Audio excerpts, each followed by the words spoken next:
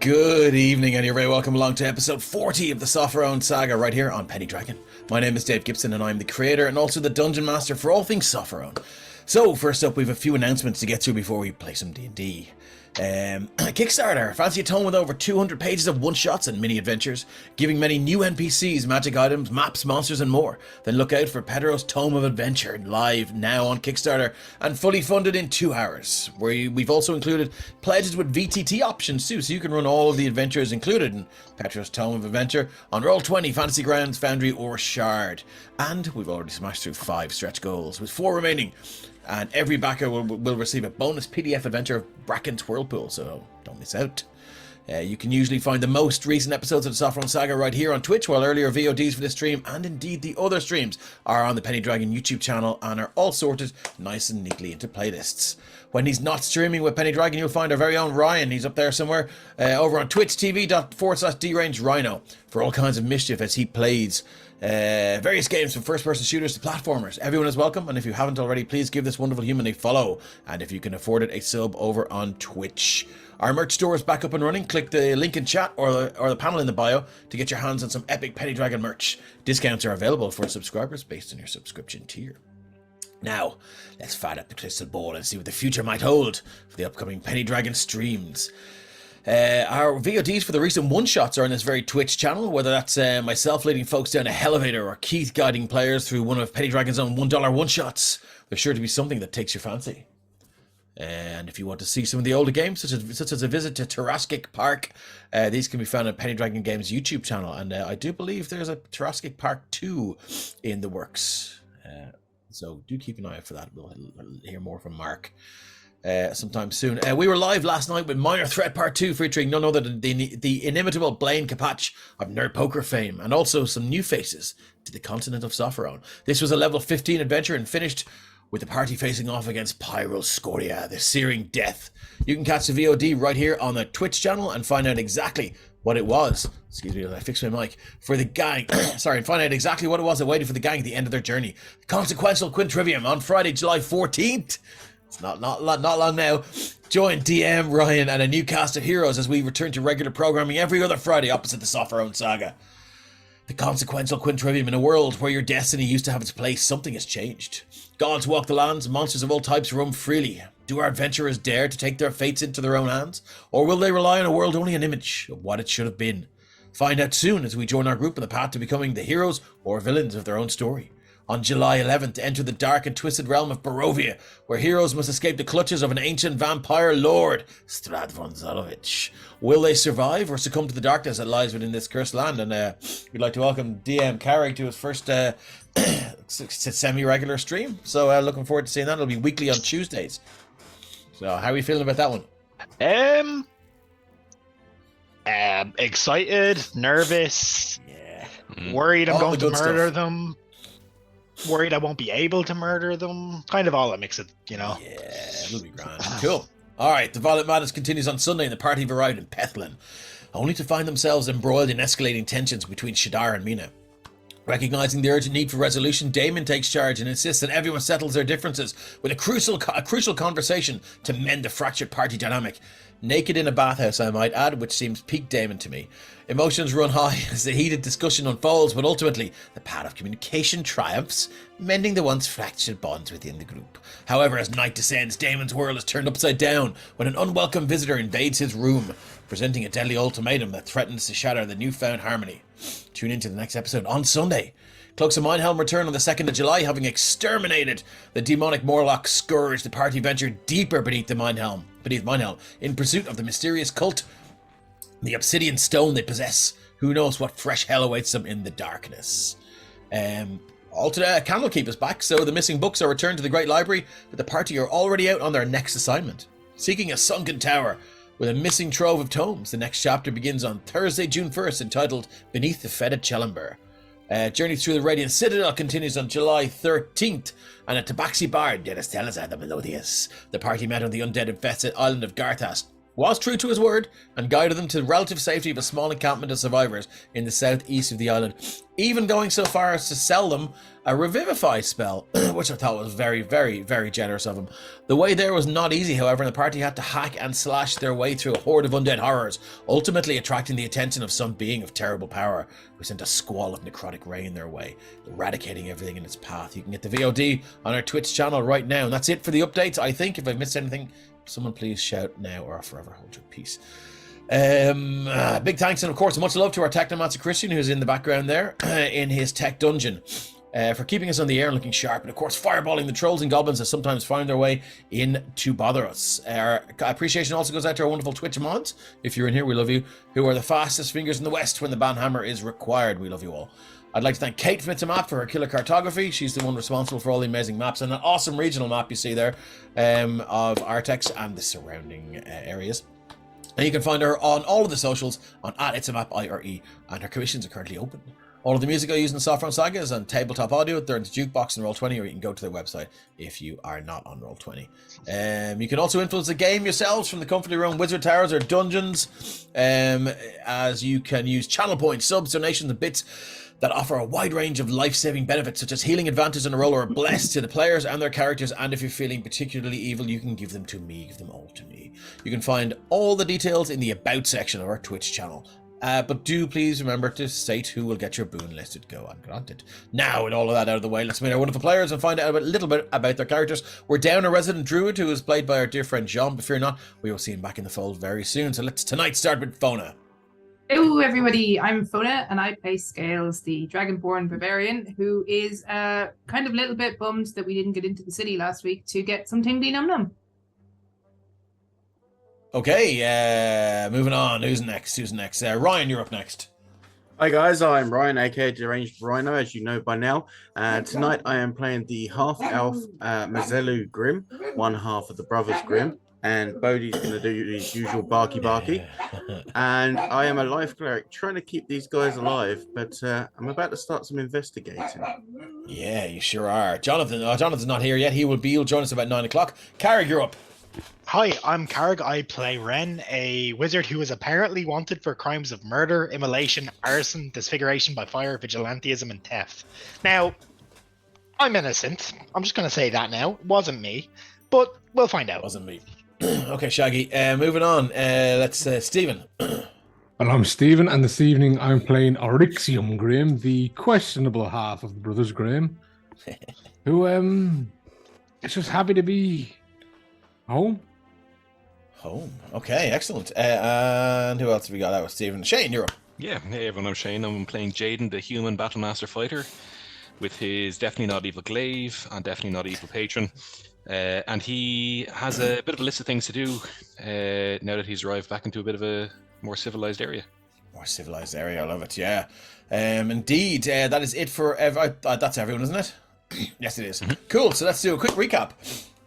So you join our heroes as they arrive in the winter city of Artex, famed for its rejuvenating spring water, ice trade, and the adamantine mines. Arriving from a small village of Templetown, the party's fighter Jaden, who has recently acquired magical powers, took it upon himself to ensure the safety of a young girl, Evelyn Saber, who they met on the road.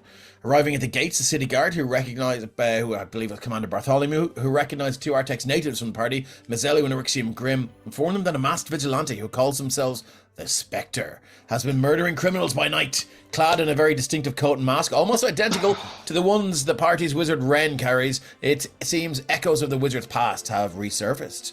So, what has dragged the father of the brothers Grimm away to the capital city of Sopherone so abruptly? What does Ren really know about the Spectre? And will the Dragonborn Barbarian Scales finally get to try an ice cream? There's only one way to find out. Let's play some D&D. All right. Move you back over to the gates to Artex, if I still didn't archive that map. Oh shit, no I didn't. Cool. And we're at the gates of Artex. At the gates. So, I do believe you're about to head in. Is there anything else you'd like to do or ask Commander Bartholomew before you head off? I think I'd cleared all the stuff that I needed to ask him for now, yeah. Cool, he told me about the guy in the guards station I need to go and speak to about the mission my father went on. Yeah. Just bring it back to the intros again. I forgot that we to let everyone know. Everyone in the party leveled up to level 8, I believe, is it? Yes. Holy shit! How did that happen after 40 episodes? So let's go through, and everyone can tell the viewers what you took. And I do believe level 8 is a feat level. So let's start in my Zoom call from left to right. Let's go, Carrick.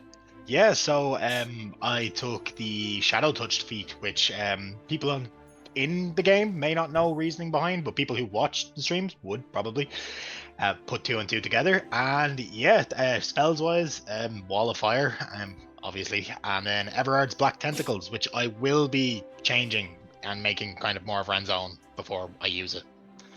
Okay, Shane, what did you take? So I took another level in Fighter, which so that's a 7 and 1 split. It means I now have Know Your Enemy, and 2 additional maneuvers for more hijinks in combat. Know your enemies and 2 additional maneuvers. Okay, what does Know Your Enemies do?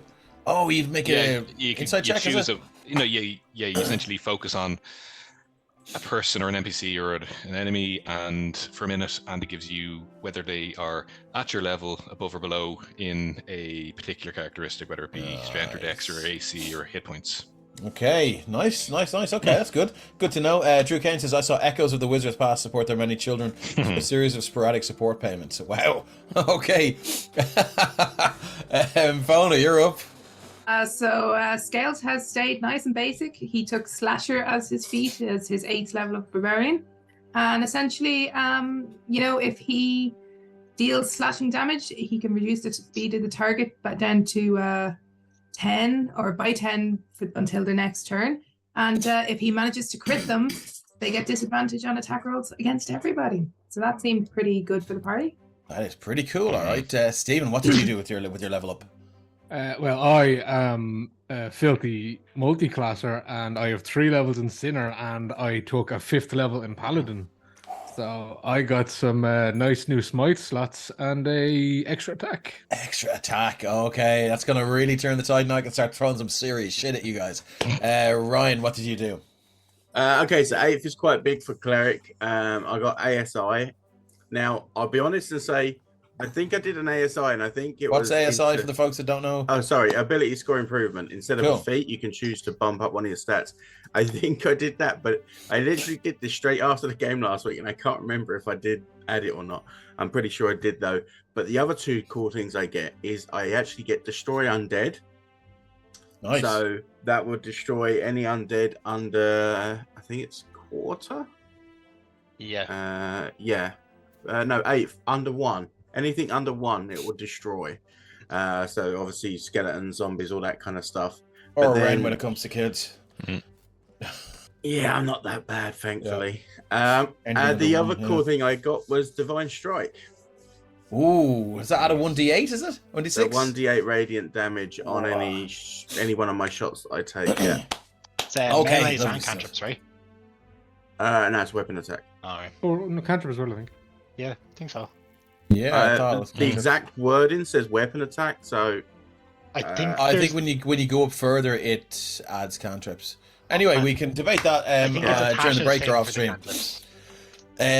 Okay, cool. So there we are. Everyone's level 8. I can start throwing some serious shit at you guys now. This is my favorite area from level 8 to 13. Because there is still a sense of like, oh shit, we could really die. Drew Kane. Drew Kane. Divine Strike, you to run that past the shop steward first. Okay, cool. So Commander Bartholomew is there, and he says, "Right, well, yeah, I suppose they can go in if they're with you. Have a good one. thank You you make very sure much. to stop by the ice district first and distribute that gold if you can.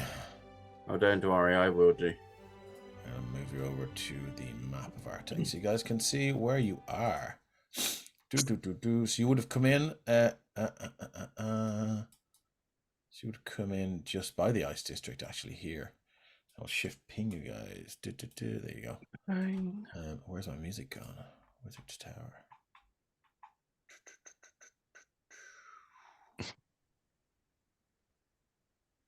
Went through the So gate.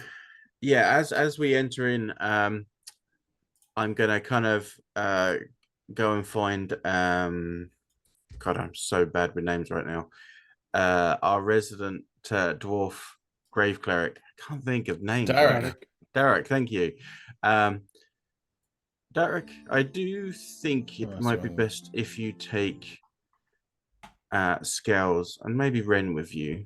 I'll take the others with me to the Platinum Dragon's Haven. All right, no problem. I'll do that. So he heads off. So who's he taking with him? I've asked for Scales and Ren, but who decides to go with him is up to them. I'm also going to give him the instruction to try and keep Scales, not hidden, but just not as obvious as like running around the streets kind of thing. Right. And okay, Scales isn't running around the streets, but he will be following after Lamud, kind of going. Yeah, this so for context, this would be the biggest city Scales has ever seen. The walls would be 40, 50, 60 feet high in places, broken up by guard towers and sometimes larger, almost mini fortresses. And as you walk through these gates here, and you walk between the ice district and the fish district, the smells and the poverty, let's say poverty, are the first things that strike you. The houses are run down, very, very tight together, sometimes 5 or 6 stories high, almost look like they blow over in a strong breeze. The ice district seems to be permanently covered in snow and ice, whereas the rest of the city sort of changes with the seasons. And Erexium and Mazelli, you would know that there is some sort of glamour over the ice district that keeps it cold all year round, as they harvest and process the ice that is floated down the river and through the city there. So that is where most of the ice is sort of collected and harvested up and made into the lovely ice that is famous in the cocktail bars of the capital city of Sopherone. Fish district is exactly what it says on the tin of tuna. It is just where a lot of fishermen hang out. They sometimes fish in the river. They sometimes travel out of the city to fish in the river there as well. And the fish are gutted, processed, frozen, and sent off to be sold in various towns and cities across the continent of Sopherone. So as you make your way through, Mazelda, is there any reason you're looking to separate Scales from the main party? Yeah, so Mazelli will actually give Derek this information as well, because as another cleric, he would trust him enough to be able to do as he requests if he can. But essentially, Mazelli doesn't want to present Scales to his order just yet, for the simple reason is he doesn't want Scales to become an experiment, a thing to be prodded and poked and looked at because of their lineage being so little now. And obviously, being that the Dragon Temple, they'd be incredibly interested in a Dragonborn. So basically, I'm trying to stop them. I want to gauge their interest first and their knowledge as to what happened, to see if there was any further things behind this. Okay, cool. I'm just found a good point there, and she was asking, are there tokens on the map? I will copy and paste you over. Although you will look like you are Godzilla walking through Artex with the size of these tokens. It will give us a sort of a reminder as to where you are. So you can tweak yourself around there. Why is it not working for me? I mean, is yourselves now? Mazelu saying that? I'm assuming he's saying that out loud to the entire group, because it's or else he pulled. I'm talking to Derek separately, kind of thing. And then I will address the group and say to them, I need to check in with my order. I could possibly sort us out places to stay and stuff later on, but Derek here has very graciously offered to take you all to his temple, where you can get rest and sustenance and stuff. All right, no problem. I'll take you there now. and he heads off. Rest It's up to you as to whether you want to. Yeah, no, Ren's not going to argue because Derek's he's not gonna- been here before, as far as I know. Maybe he has, but he seems to sort of have this innate vibe as to where to go. As you cross that massive bridge there, it's about maybe 20, 30, 40 feet long. It's even bigger than that. And you can see now the trade district to your left and the forge district to your right. And you can see as this frozen river here, as you pass over, you can see the left side of it here. As I get my measurement tool, this kind of area here. It seems to almost could be completely thawed, almost as if the heat from the forge district itself has kept the river from freezing over. But the rest of it over this side seems to be fairly well. These huge lumps of ice and icebergs just continue to flow down the river, almost as if you got a cup of water from the restaurant with crushed ice in it. It's just it's that kind of cold. And Erixium and Mazzella, you'd know if you drop in here, you'd be gone pretty quick. This is the River Frappe. Please don't fall in. Yeah.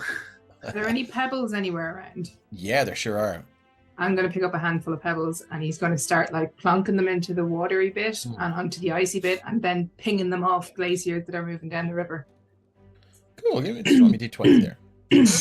At your decks. D20 and add my dex. Yeah. 4. Oh wow. Okay, 4.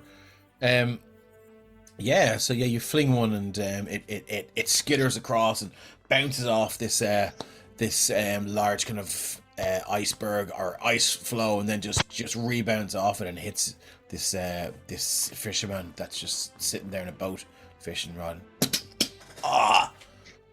What the fuck? He looks around. Sorry. Yeah, he looks pissed, but he kind of just kind of rubs his head and goes back to his fishing. But yeah, you Gales can is going to hurry clip after a few the more others. in. Yeah, No, cool. He's just walloped somebody. He's going to chase after the others. No worries, Catch no up. worries. So And as I was just gonna say, as I know the city, I will lead them through, and I'll also point out to Derek which one would be one to the Raven Queen, I guess. I feel like Yeah. knowing the Raven Queen, it's Would be probably this very one here. obvious. Sorry, I'm on the wrong one here. It will be this one here. Okay. One of the first ones you see when you come in. And I'm assuming, of course, that the Platinum Dragons is that one. Yes, it's a massive one. You better believe it. Yeah. And as you walk in through the trade district, looking to your left as you pass it here, it is a sea of hey Tom, thanks for joining us. It is a sea of 4 or 5 story, sometimes 6-story buildings and tents that seem to be tacked onto them, and it is bustling and vibrant. And the smell of cooking meats and fried vegetables and all sorts of things, as everything under the sun that can be sold, you can usually find here in the trade district.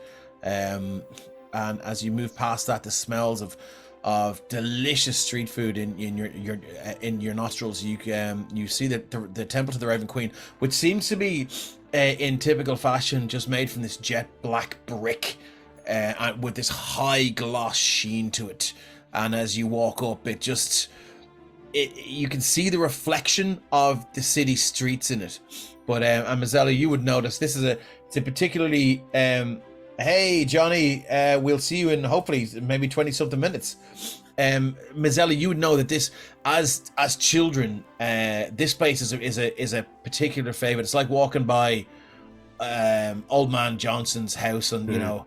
On the way home on a Sunday, kids are freaked by it and they're terrified by it, but they're also like strangely obsessed with it. As when you walk by this high gloss exterior, you can, like I said, you can see the reflection of the city streets, but you will never see your own reflection in it. The kids, and as you pass by, you do see a bunch of a bunch of kids there, and they're just like waving at it, and oh, I can't see it. Oh, maybe the Raven Queen has my soul, and all that kind of stuff. So they're fascinating, and it's a strange thing that even Mazzello and Eryxium, you know, having associated themselves with the Temple District, you still don't know the reason why, you know, this weird sort of effect exists or persists. If I hear those kids say that as I walk past, I'm just going to say to them, Bahamut has your soul. She just ferries them to him. And they turn around and they look at Mazzello. Just give me a D20 here.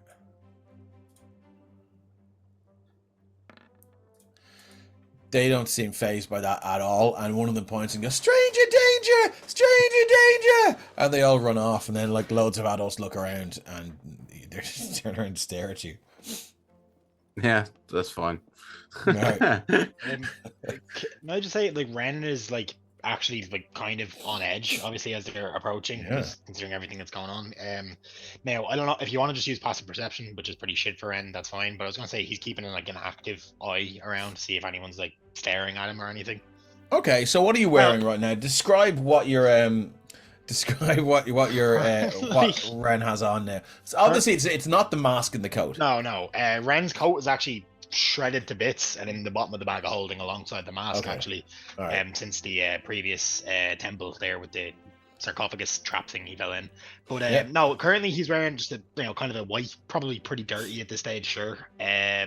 There he's a traveling cloak kind of just thrown over him, and then he's, you know, his normal, you know, just like whatever, you know, breeches, I guess, or whatever they call them, like medieval, like, or whatever this time period trousers would be. Yeah. Kind of thing, and his boots of the winter kind, which are, I suppose, keeping him warm because he's not too bothered by the cold. And he's trying to just kind of keep an eye out. Like, he doesn't have a hood up or anything like that. So people are probably staring at the missing ear, but and it's healing over now, and it looks particularly gross, given how rapidly healed. Well, no, how violently it was removed. You know, it wasn't surgically removed at all. So it looks nasty, not gross. Let me rephrase that. It looks nasty. You do get a couple of looks, but I mean, this city is big, it's busy, and no one seems to give me a quick perception check, and we'll see how paranoid you feel. Perception. Because you're paranoid doesn't mean they're not watching you. Not one. Yeah, you do get the feeling there are people. You get a little bit more on edge. And I think it's safe to say that, you know, a lot of this is in Ren's mind, but it doesn't change how he's feeling. Yeah. And you feel right now very uncomfortable here.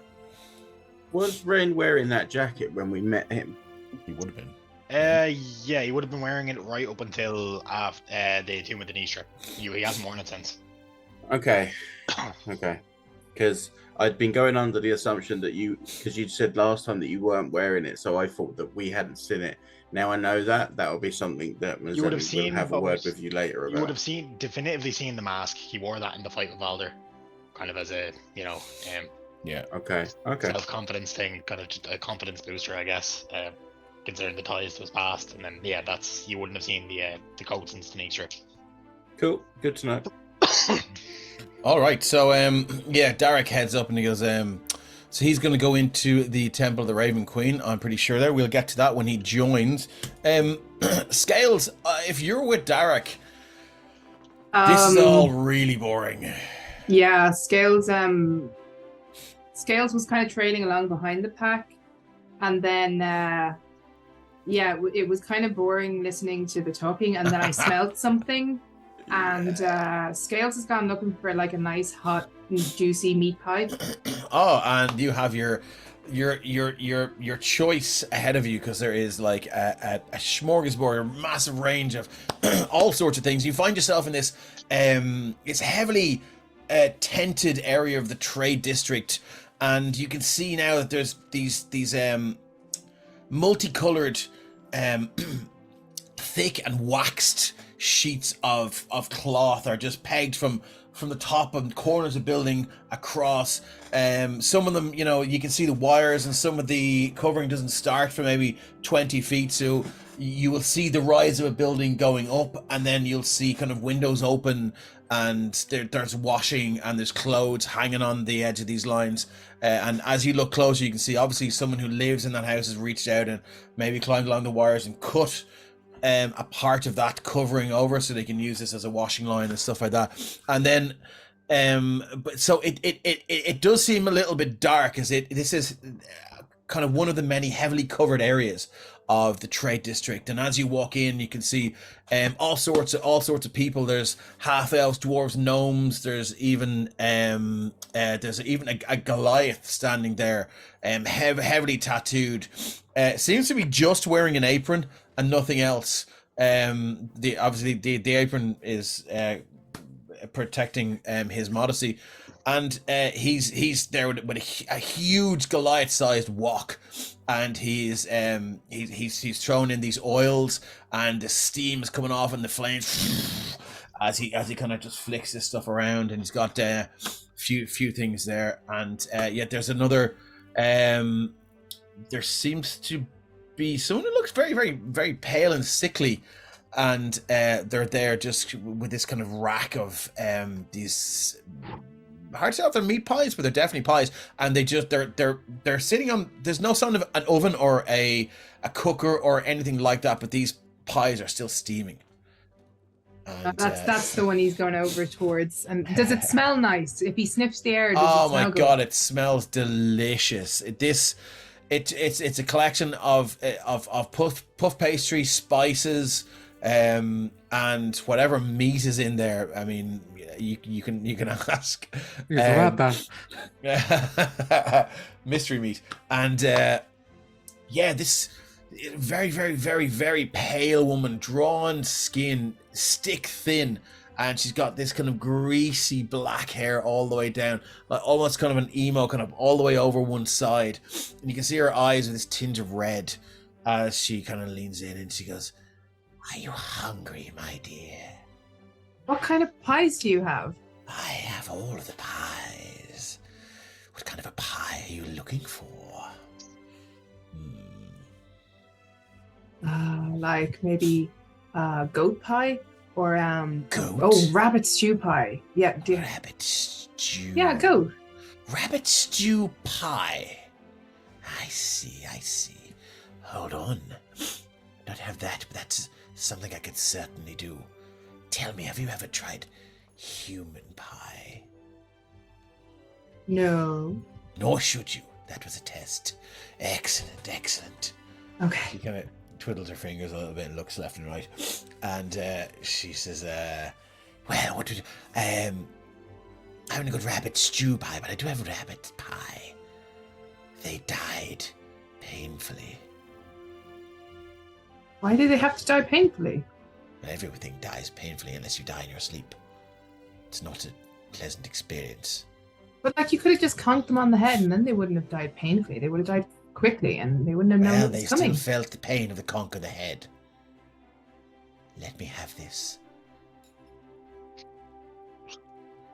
How much is a rabbit pie? Let me give her a perception check here. Sorry, it's a D12, D20. Oh, she's trying to check what's getting. Oh, what a bitch. So she looks you up and down, and she goes, she looks you up and down. She goes, 4 silver. 4 silver for a pie? Do you think that's the going rate? Make an insight check. Not 20. Come on. Like, there's no one else for Scales to ask, to be fair, 'cause they just wandered off. But Scales is the pie expert. Yeah, 18. This definitely. is well over the odds for a pie. Does smell good though. I think I'll just keep looking. And he just kind of nods and starts to move on. The walkaway tactic. Well, if you're often, if you're traveling back this way, I would say, don't forget old Polly. Polly's pies. Polly's Okay. pies. And you're gonna make a rabbit stew pie, though, right? Because it's really good. Because it's like rabbit pie, but there's Of course it also is. like I bits just of came vegetables up with and the gravy idea and stuff. myself right there. Oh, you see, you're a I genius. know, right? Fantastic. Yes. Have you ever heard of intellectual property? No. Excellent. Right. So, yes. Anyway, do enjoy yourself in the trade district. Well, thank you. I will. Okay. As you wander on, you can see this. As you wander on, you can see there's more and more of these tents and stalls, and some are smaller than others. Some are, up. You would have to go in upstairs into these houses that used to be houses, but now they seem to be multi-level shops, almost as if one of the 6-story buildings was like a series of flats that are no longer flats. So you could walk up one floor and you go into like maybe 5 rooms, and each room is a separate shop. It has that really kind of higgledy-piggledy vibe to it. Yeah, I think Scales will wander up into one of those. He still, at every couple of steps, he still does it to see if anything else smells good. Yeah, and as you walk up the stairs, on the 2nd floor, there's a curtained area where there is a door frame, but and obviously at one time stood a door, but right now it's just a curtain. So, and then from in there you smell the most delicious smells. Yeah, and he's kind of wondering, like, how do you knock a curtain?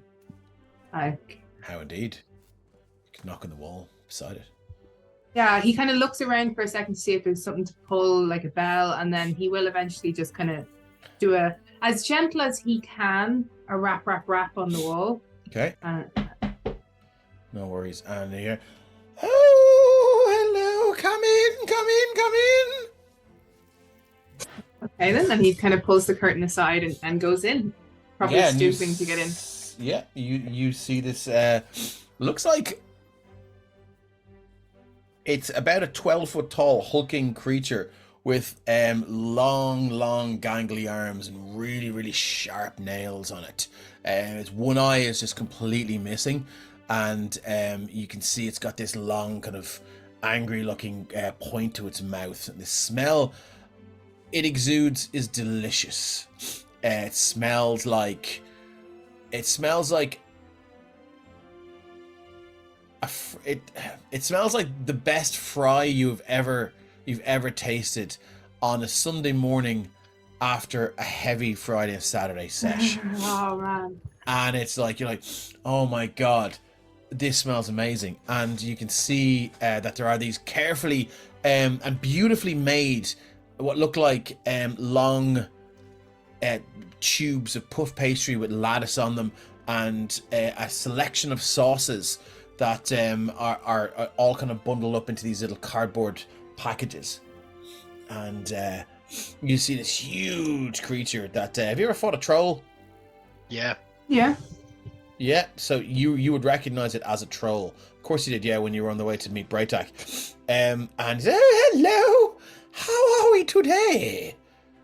Today is my first day in Artex. It's great. Aren't you up in for a treat? Yes, you are. Well, you've got pies. Of all the pies and pastries and little things, and tell me you're not bothered by my appearance. No, They made me put the curtain up, you see? because you look like you do. So I'm a troll. And as you look, give me a quick perception check.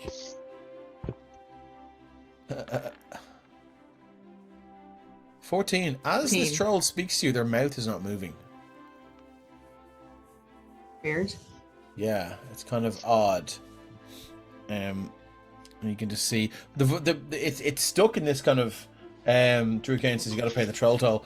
Their mouth is kind of in an open position, and it still moves like as they breathe and whatever. But they're definitely not. There's no voice coming out of the mouth. It just seems to be coming from the creature itself. Okay. And yeah, I could see why maybe they would think, you know, because you're a troll, you needed to be behind a curtain. But there's lots of odd creatures all around us, so why would you Especially have to in be in here. here? I've not seen one of you before. Oh well, I've been traveling for a while. I don't know that there's that many. And he starts to look a bit nervous, and he's like, "What's that pie?" Oh, what? Give me a persuasion check to see if you can change the subject.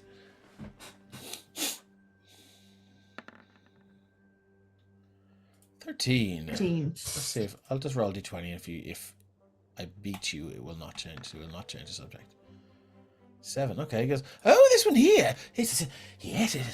So what we have here is a collection of it's mostly pork type of meats, and it's strips of bacon and sausages and eggs, and we've got some potato-like things in there as well. We also have some chorizo, which is beautiful. And the piece here is taunts is Displacer Beast.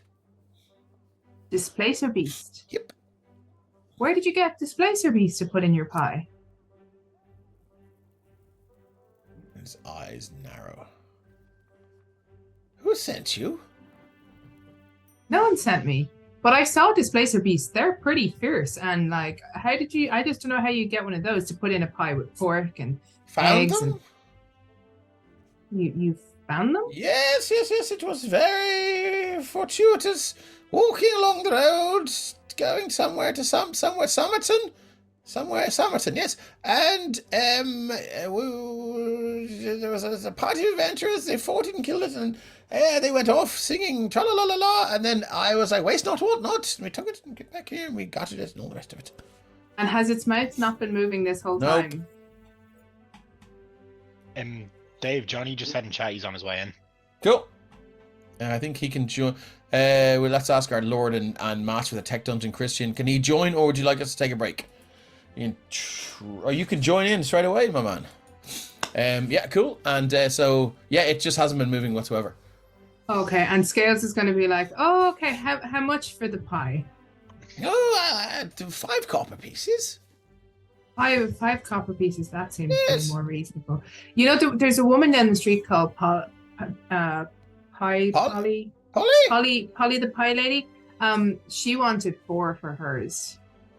4 silvers, so that yours seems a bit cheap in comparison. Yes. I get a deal on the pork, you see. And you found the Displacer Beast. Found it. Roadkill Finders pie. keepers. You know, I don't think I want to eat Displacer Beast. Oh, that's your loss. And he's going to start kind of slowly backing out and being like, okay, thanks now, bye. Bye. And as you walk out and decide where to go, you see the curtain kind of twitch aside and the creature's eyes just looking out to see where you're going. Hey, Johnny, nice to see you. And let's move on to... we'll come back to Scales in a second. Let's move on to Darak in the Raven Queen's Temple. Have we know what Scales is missing, by the way, at this stage? We'll get back to that in a minute. Okay, cool. Darak. Yes. As I'm not sure if did you catch the description of the Raven Queen's Temple? No, I thought. Okay, so as you walk up here, you can see this huge square squat building. It's just made of this dark black brickwork, which is polished to a very, very high gloss sheen. You can see the reflection of the city streets in it. But is Darak you're not from Artax, eh? You're from further south. You're from Sopherone, I think, aren't you? Yeah. From the capital city. Yeah. Okay, cool. So as you look at this giant temple there, you can see the reflection of the city streets in it. But as I explained to the other folks, you can see kids playing here, and they're fascinated by the fact that you can see the reflection of the city streets in this high gloss finish. But you cannot ever see reflections of anything living. So as you stand in front of these almost reflective walls, you cannot see yourself. There is a large door. Large set of double doors round about where you are.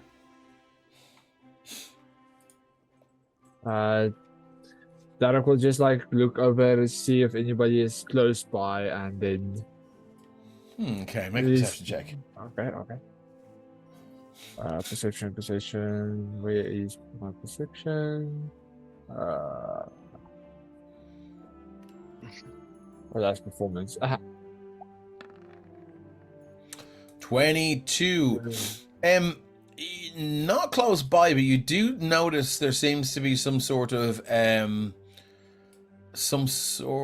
no, you wouldn't see that at all. You do hear some sort of disturbance over in the center of the temple district. A lot of shouting and stuff like that. But apart from that, it's a good way away. Well, no turning back now. Derek will. Is it what is the doors out of wood or what? The doors are made of a heavy black obsidian stone. They would be maybe 30 feet high, 20 feet wide for each door. You can see they are open to open. The right one will be open a slight crack, just enough for you to squeeze through. And as you walk up towards the doors, you can see some kids are just sort of like fascinated by you. You're actually thinking about going in there because they're terrified of the place. Derek will just look at them and just like give a smirk and just try to go in. Okay, as you walk in, the first thing that hits your mind and your senses is that while the door is still open, you can hear nothing from the outside. And it's the first thing you notice is this intense silence, or lack of clutter or noise or whatever it is, from the outside as you walk in, and the sound of the children playing and the vendors in the street suddenly just stops. You walk in, you see this massive 100 by 100 foot chamber. You're in now at heavy, massive obsidian black pillars that travel from floor to ceiling, and in the center of this is a pool of black liquid. And as you walk in, you can see the acolytes and the devotees to the Raven Queen, one and all walking around these heavy black robes with these very, very thin and very, very sort of thin and delicate looking see-through black veils, almost like funereal veils, none of their faces uncovered. Derek will just look around and just slowly walk towards the black pool. Okay, as you make your way up now, you can feel the grandeur and size of this huge temple. To lack of a better word, dwarfing you as you walk through. Straining your ears to hear, there are whispers and sounds like fervent and repeated praying. As if you've ever heard somebody just whispering a prayer over and over again, it's just this rhythmic and cadenced, sibilant kind of sound, and it seems to come from everywhere and nowhere at the same time. Excuse me, I'm dying with hay fever today.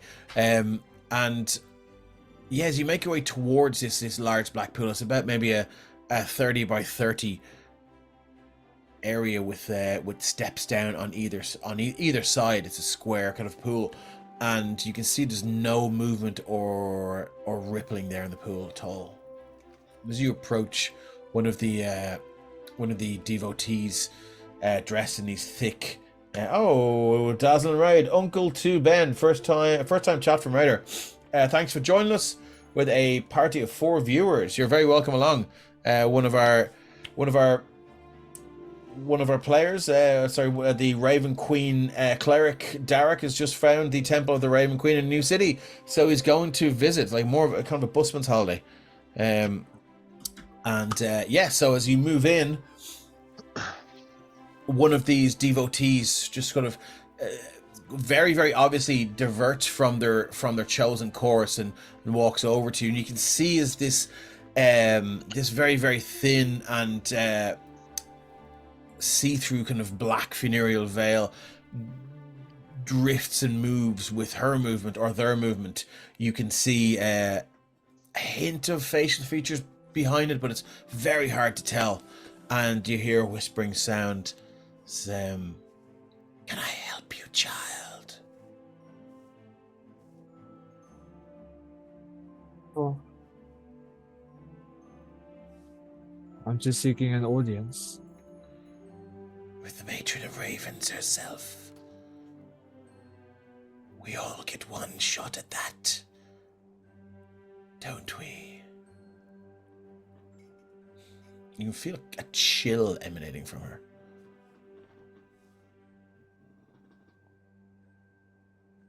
We all get one shot. But when we need answers, we have to ask questions. Indeed, how wise. And to whom will you ask your questions?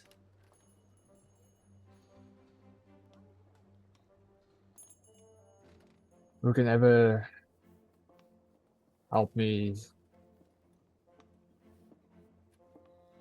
give me the right purpose? What must I do? What must you do? I see.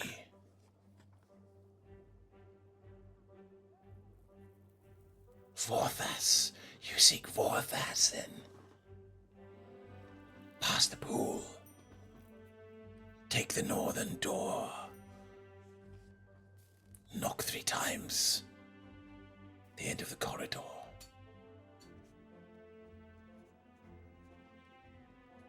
Right? Knock 3 times. Yes. Tarek is still like staring at the black pool liquid. Yeah, and it doesn't seem to move. It's almost as if it's like, it's as still as stone. And at times you kind of find yourself wondering, is that liquid at all?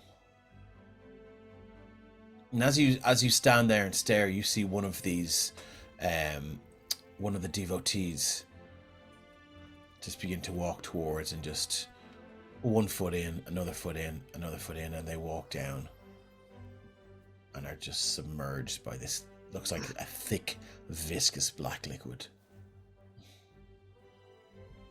They're gone. So much Tarek wants to know what's that. So where does that lead to? If one should have the seniority and the experience, one can communicate with those gone by. Should the Raven Queen allow it?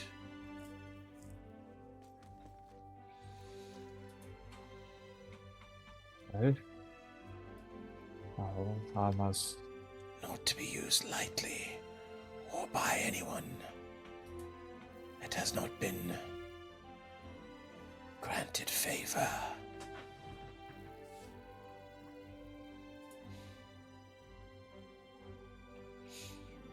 And I'm going to shift tack because I'm going to try and get through everyone here.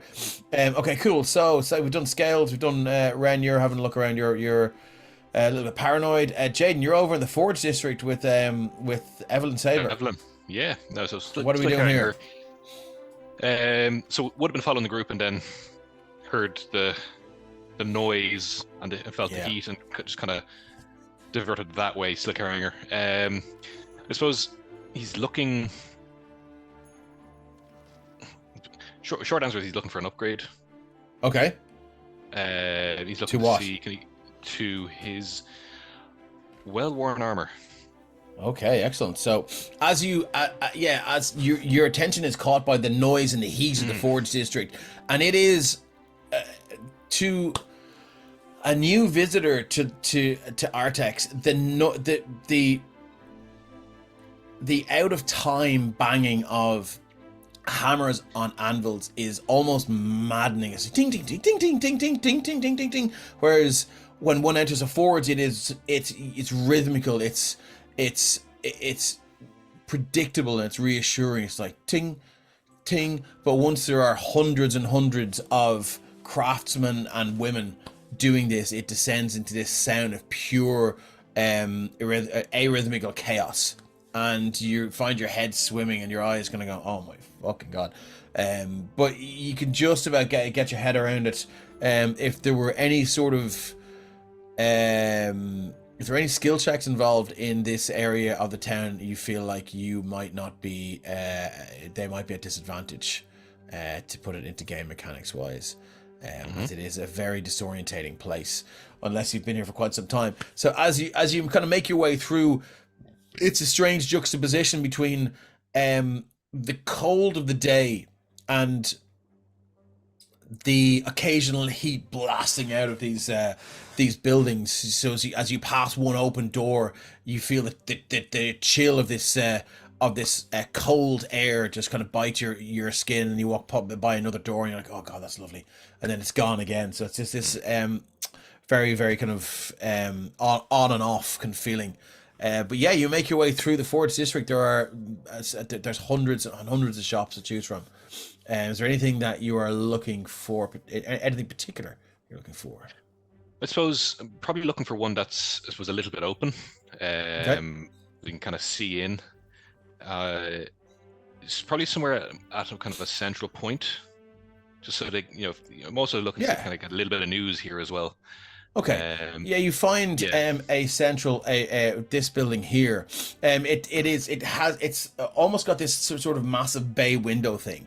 But it looks like there's this series of shutters that can be pulled from left to right, and they're on tracks, and you can see inside. There seems to be several parts to this shop. In the back, you can hear a huge forge or some sort of kind of rhythmical hammering, and you can feel the heat coming from there. But there's also suits of armor, there's swords and all sorts of things. And there's this I'd say 50-year-old half elf with thick black hair tied back into a ponytail. It's just all greased back with like forge grease and oil and stuff like that. And he's wearing a kind of a vest, heavily muscled, lots of scars, and he just has this kind of faraway look in his eye. It's like, afternoon. Yeah. Or whatever time it is. That it is. Mm-hmm. He looks around. You on your own, boy. I am. Apart from this. He kind of stares at her a little bit, and he's like, where'd you get that thing? His hand kind of reaches towards a dagger. You guys clock that and go, I'm just passing through. Alright. You ever been to the swamps in the south, boy? Can't say I have. Keep it that way. They got tiny little fuckers running around there with blow darts. Do you know what the sound a blow dart makes? Like that. Little fuckers will shoot you with darts, poisonous darts, hit you in the ass. You ever see a grown man shit his own lungs out? I have. That's something I want to see again. Mm-hmm. Those swamps are bad places. And he kind of snaps at him and like, I'm sorry. My name's Dale.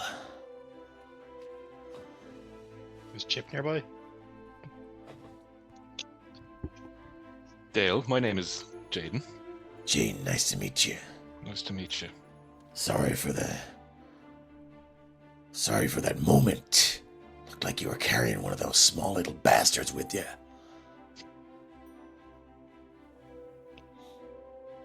I was wondering. Yeah. I was wondering if what you have for sale, Dale. Well, I'll be honest with you. 10%. All this shit is taken from dead bodies. 90% of this shit is made right here. We get the best craftsmen and women back there.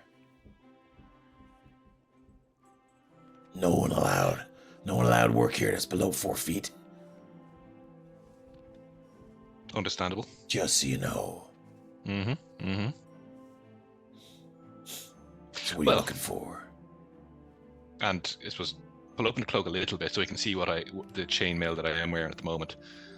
And I'll say,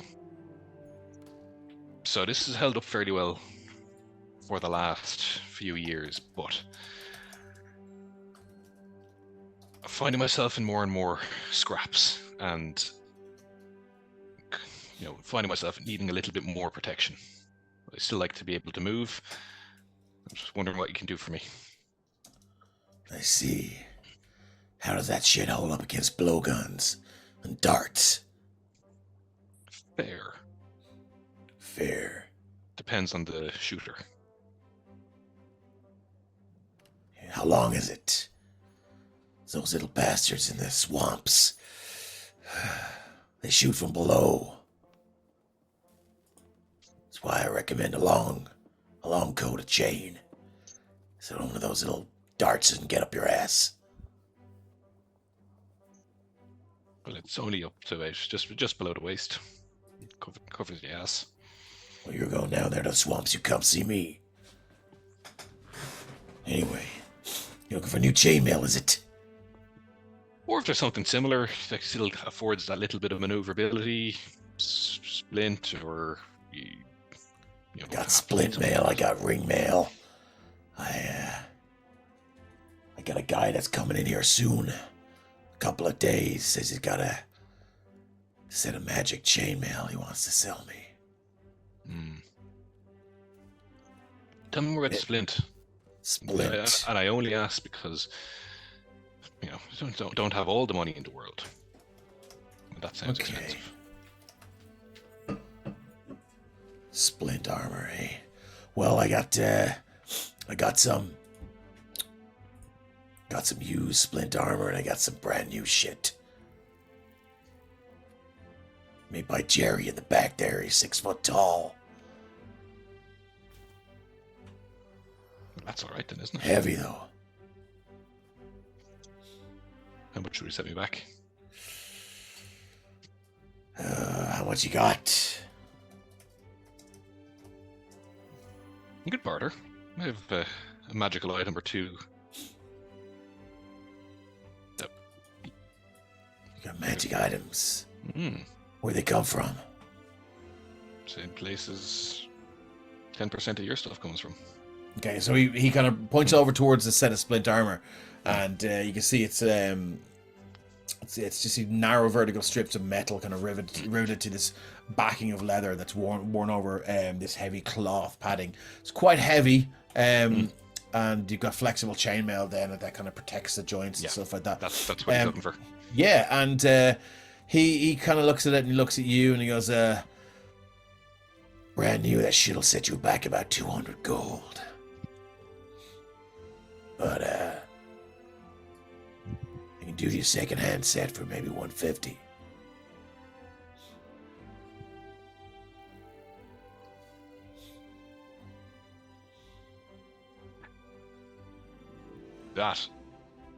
Even that, just a little up my limit.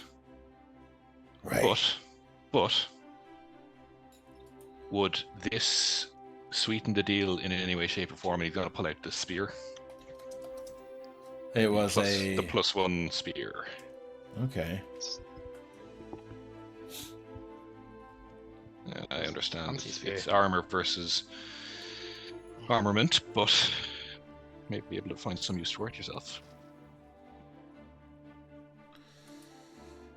He kind of reaches his hand out, and you can see now there's like heavy scars all the way down this heavily muscled arm, and you can see there's like very, very, very old, horrific burn scars all the way down that arm, and the other one now you can see now up his neck as well. Whatever happened to this guy a long time ago, it was pretty horrific.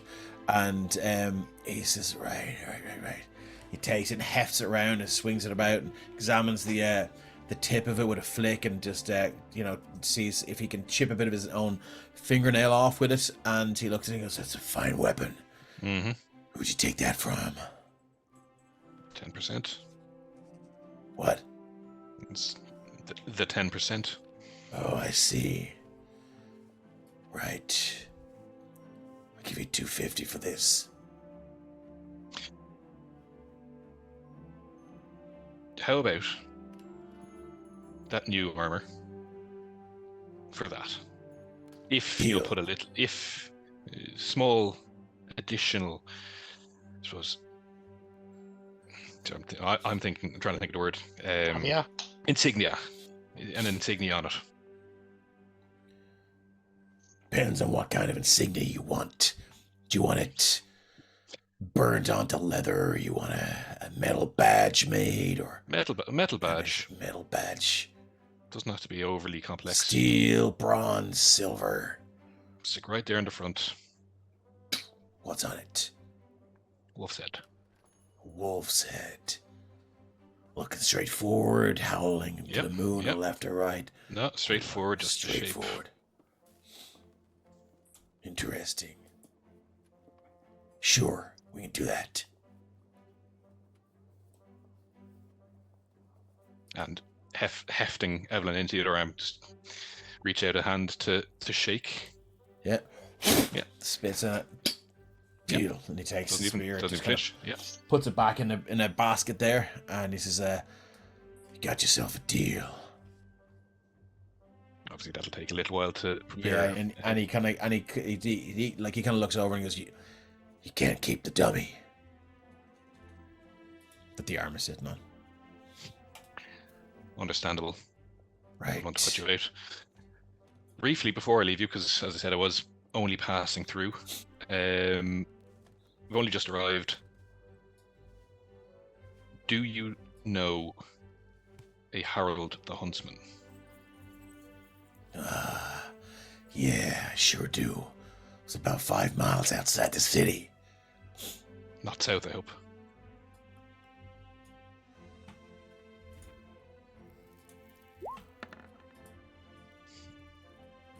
He kind of looks at you, and one eye narrows. No, not south. And he looks, he says, yeah. Head out the city, go east, towards the Somerton Bridge. He lives out that way. They all do. Goddamn Hunter's Lodge. Some of them use blowguns. Don't like that, do we? No. Tell me, Jaden, you haven't been to the Hells? I have not.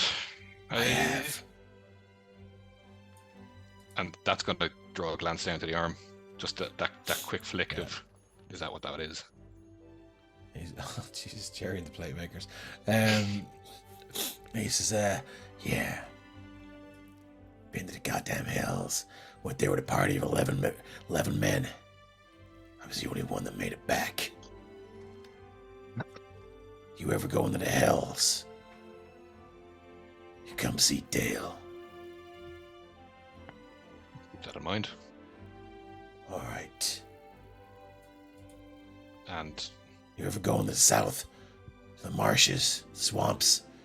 come to you too for that. Come see Dale. I went there with a group of 5 men.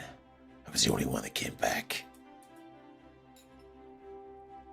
Anywhere else you've been that I should come to see you about? I've been fucking everywhere. Hmm. Happens Dale a lot. So, So, when should I return? for what? The armor. Take it now. Take it off the dummy right there. The splint mill, you mean? Yeah. And it's right there. the insignia. Oh, the insignia. Yeah, give me a day. It's the afternoon now, so he's like, looks, he goes, close the business tomorrow. Fair. Thank you very much, Dale. I shall return. Don't bring the little one with you next time. Give me a fright. I'll try to remember that. All right. Cool. You head off. Tries to start to seem a little quaky says Rona. Okay, moving on. So that is yourself. Erixian, what are you doing? Pretty sure I said it at the end of last session, but the second Eryxium entered the actual town boundary gate, the armor disappeared and he went back into his torn, ragged robe, basically, and at the hood up. And as they come across the bridge, he'll say to Mazello, "Brother, could I take the coin you are holding for me? I need to visit the jeweler's district." Of course, brother. How much do you want? Oh, 51 gold should suffice. Very give him- specific. I give him his 51 gold. I will amend 2 notes. And then Eryxium, "I will be back presently." And he'll head Okay. off towards the jeweler's.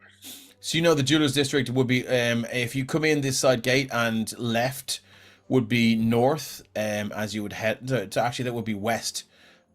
So you would go north towards the jeweler's district, which is just beside the pits there, which are these massive pits that are surrounded by many guard towers.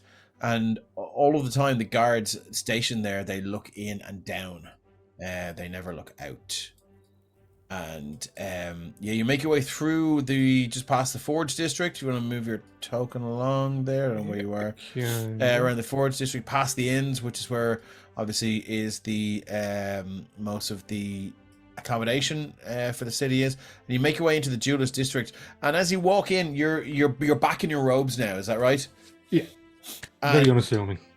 Very unassuming. You're full health. You obviously have old scars and stuff like that. But you are.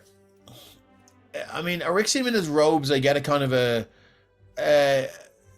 Greek philosopher vibe off you, that you're just kind of wandering around. Or do you look like a warrior when you're in your robes? No, well, his physique is probably a bit apparent, but the robes aren't like clean cut and prepped. They're like torn and gone ragged around the sleeves, and obviously he's in his current state. He has his milked over blind eyes, like there's no cool.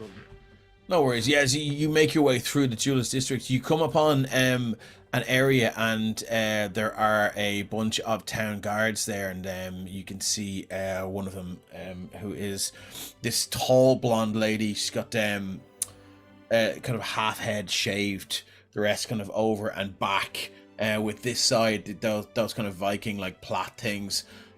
She's wearing standard kind of guard chainmail, and she has the usual armament of like a halberd, but you can see that she has a personal weapon on her over her back, and it looks to be some sort of katana like blade. And she kind of stops you and she goes, "Ho there, my friend. Where are we going? This is a crime scene, you know." "I did not know. I simply come to buy jewelry." "Well, you came to the right place, but maybe not just this area here." "What has happened here?" "Oh, well, you know, that fellow, the Spectre, was around last night. Burned 2 men to a crisp here." Actually, going to move you over to the jeweler's district while we're here.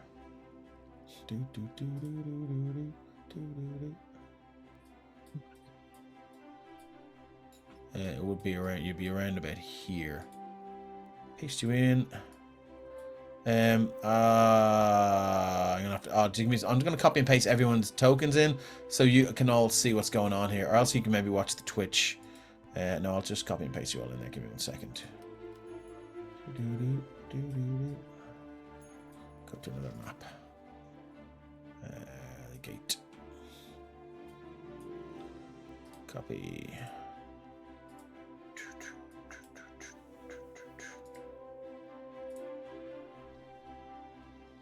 Delete you and paste you all in here. So there you go. And I'm going to move it over, and you can see now. The music stops because I haven't set up music for this yet. Let me just go again. Oh, we have. As you are in now in the jeweler's district of Artex, and you can see now that it is it's a very built up area, but all of the buildings are they seem to be this kind of mix between residential and commercial, almost as if the jeweling trade started out as folks just selling stuff from their houses, and then as the city grew and the trade grew, these houses almost became shops after they were houses. So sitting rooms became viewing areas and stores and things like that. And then bars were erected over the windows and things like that. And you can see she is here. Let me just grab anything out of here.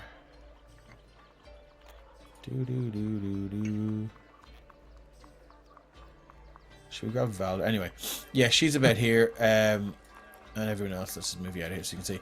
And she's there, and she says, yes. The Spectre incinerated 2 men. Tried to accost one of the jewelers, in fact. Why do you ask? I simply ask because you have brought it to my attention. Oh, well, there you know now you know. Well, could you direct me where business is still partaking, or is the entire district closed from an incident from yesterday evening? No. You could certainly head a little bit south. So I'm sure there's a few of the jewelers down there to the south of the area where we are currently now. And did this Spectre manage to get anything for their lives? Just the lives. We're not sure if he took anything anyway. It's kind of city business, if you will, so... Well, I am a resident. I would happily help if I... Oh, well, would you help? Of course. Could we count on you for your help? As much as any other citizen in this fine town. It would be fantastic. You can sign up for the city guards just at the main area there by the steps to the castle district. What is your name so I can say who sent me? Jenna Sharpspear. Jenna Sharpspear. Yes. Will that be Captain or Commander Sharpspear? One day. Well, I thank you for the assistance, Miss Sharpspear. Yes, your name for my notes.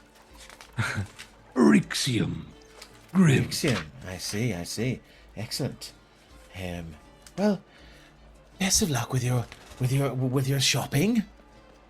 Don't mind, I'll go back to work here. Ooh, I hope you catch the culprit. Indeed. So as you head south, there are one or two stores there that are open. A lot of them are closed, given what's happened recently. But you do find one, or the first one you come along will be D Gem Gazers Inc. The gem gazers. He's more looking for a standard metallurgist. He's not after any fancy gems. It's more Okay, just yeah, there's one or two plain. that do seem to deal in kind of platinum jewelry and stuff like that. And you walk Perfect. up. There's cool. Yeah, you walk up. There doesn't seem to be a sign there, but there is a kind of a small kind of a platinum ring. Well, actually, like a very large one, like a child's hula hoop made out of platinum. It's just hanging there, and you can see the door is open. He will enter that establishment. Yeah, as you walk in, it's tight, it's warm, and it's old. It's like it smells of metal and it smells of oil. As you walk in, there's a small dwarven woman there, and she's like, just looks at you. Good afternoon. She sees she was asleep with her eyes open. She kind of jumps up, and she goes, "All right." I'm sorry to bother you on this auspicious day. I was hoping to peruse your wares. What are ye after? Nothing too ambiguous. I simply seek 2 platinum rings of 50 gold piece value each. I can help you with that. 2 platinum rings, is it? It is. One eye kind of narrows. She takes out this little tiny glass-shaped ocular device, and she places it over her eye, and she kind of looks at you and goes, "Curious. What would you be looking for them for?" I'm a worshipper of the Platinum Dragon. Aye, I see. Well, I tell you what. I give them to you. Seeing as you're a worshipper of the Platinum Dragon, I give them both to you for 99 gold. A very, very generous offer. Aye. You just keep this place in mind, though. If there's any more of these incidents. Yes, I was informed by the town guard of an incident. Do you know more than they do, perhaps? She looks around. Make a persuasion check. Come on, boy. What is persuasion?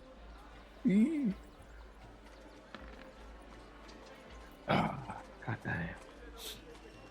She opens her mouth. She's about to say something, and she looks around, and there's Jenna Sharpspear standing at the door, and she's like, did you find what you're looking for, sir?" Attempting to.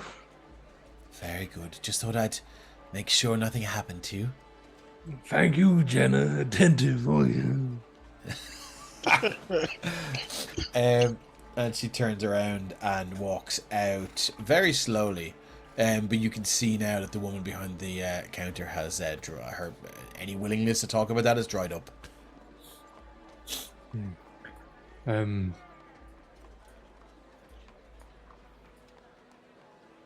Did her willingness seem to dry up because of? Would I be able to tell if it was just because it was a guard, or if it was specifically Jenna Sharpspear is the one that? Make an insight check. Just because that could make a difference.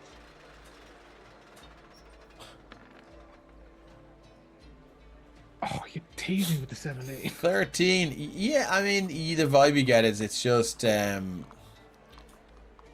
would just be because the city guard are there, and you get the impression that she doesn't want to have a reputation for gossiping. Well, Orixium will take out his coin purse, and he'll put it on our counter and say, "Here is the 99 gold, or as you requested, and also an additional one for your kind service and protection. But should I say, if the illegal activities should haunt you, feel free to send a message to Mizelus Grim at the Platinum Dragon." Oh, I know that name. My brother. Right. More the senior Grim. The man in the church. What's his name again? Mizelu, Senior. Father. Aye. So which one am I sending the message to? Is it Mizzelli Jr. or Mizzello Senior? Junior, but the Junior is not necessary. It'll find him. Father has titles that go before his name. Right. I will so. If you feel the need. If you ever need some more rings or need your rings polished, you just come see me. Oh, yeah. And I think that's a good place to take our break, and we will be back in about 5 or 10 minutes. Thanks for sticking with us, and we will chat to you soon.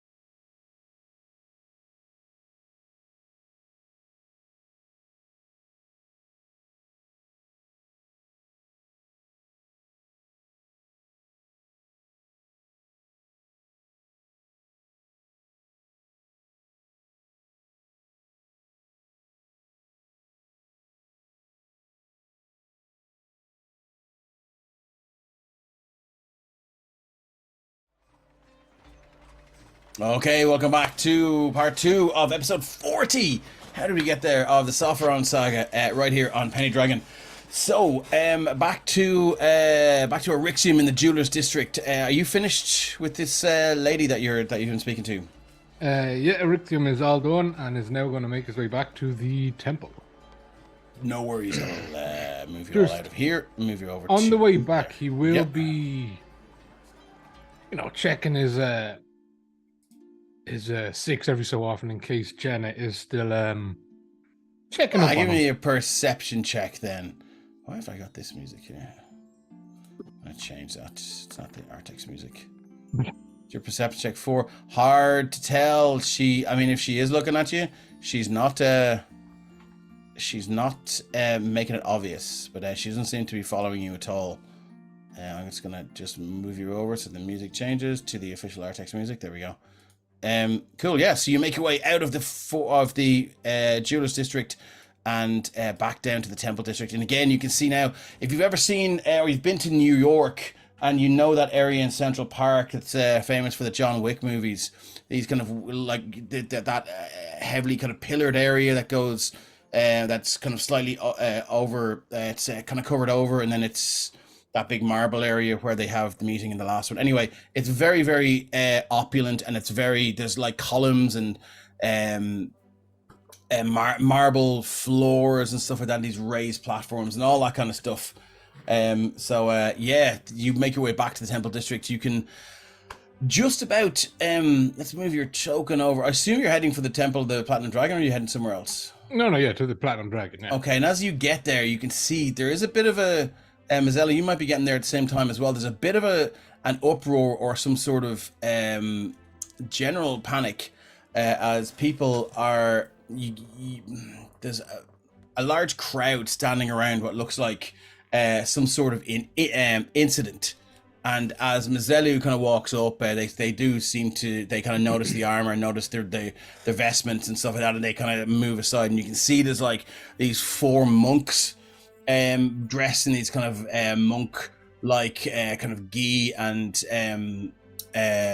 some of them are in robes, but all of their eyes are completely black, and there's this black liquid running down their cheeks, and they're howling, gone completely, absolutely stark raving insane.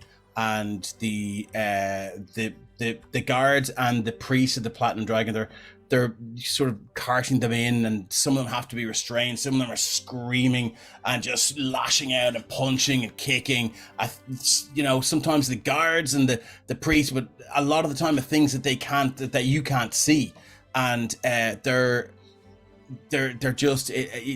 just this black shit is running from their ears as well, and it gets on the robes of the priests. And it just seems to be dripping from them everywhere, but they're kind of carried in, and Drew Kane says if they're anything to do with Fanara, then they will all roll 1s. Yep, and they're kind of carried in, and the crowd dispersed. Some mutterings about the 1 second now. I have a name for this here. Yeah, there's some mutterings about the monastery in the hills, and they're usually so quiet, and they rarely come to town, and what could have happened up there.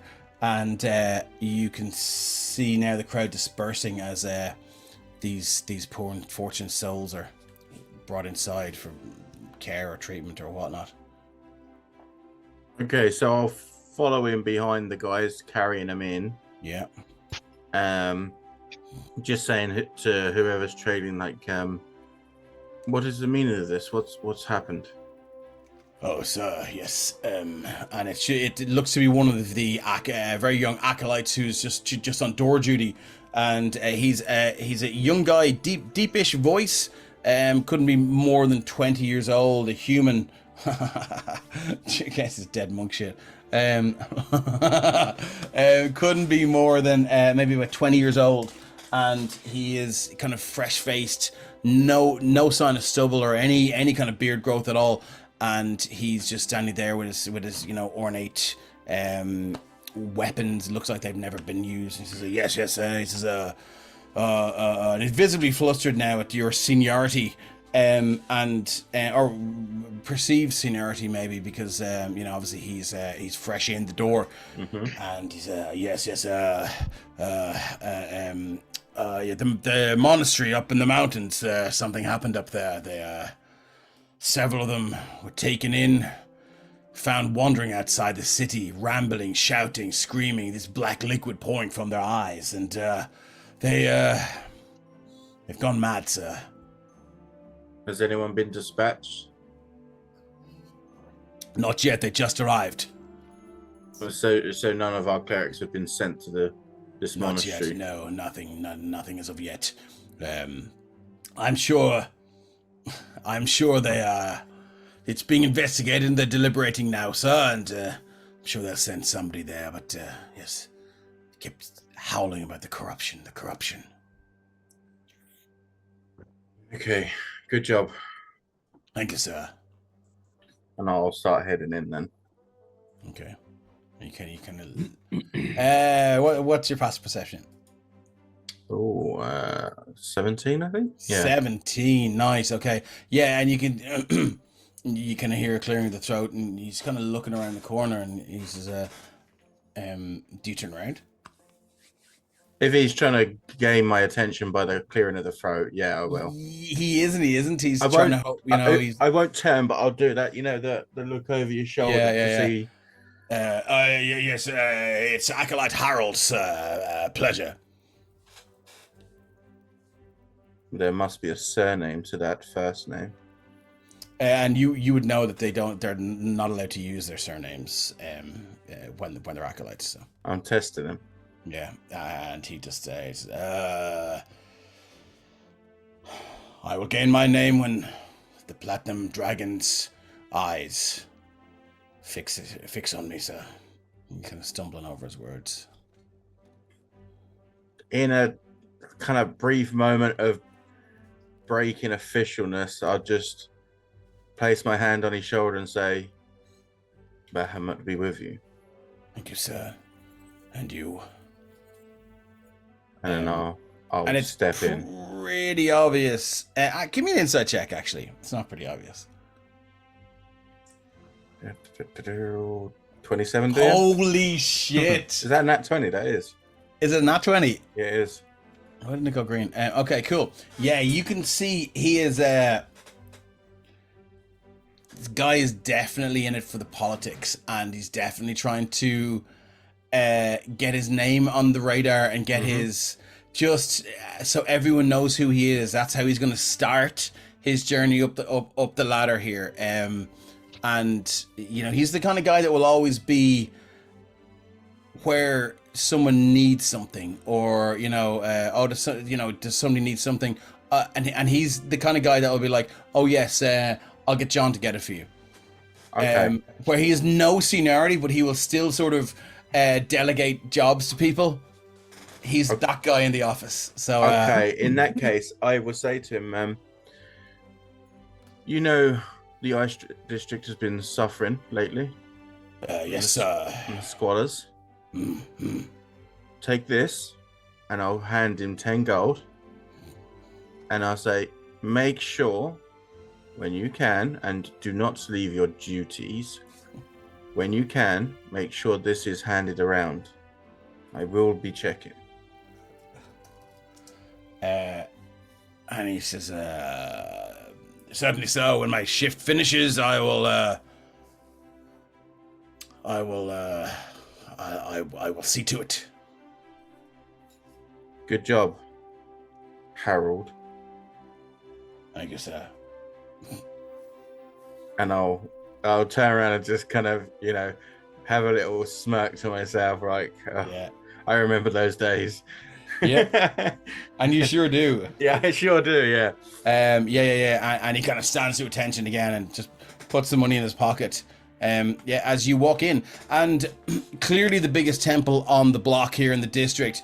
It is gargantuan. The main temple is probably about 300 feet by 300 feet, and with many different sort of subsections and basement areas and stuff like that. So you know your way around here. are you looking for anyone in particular?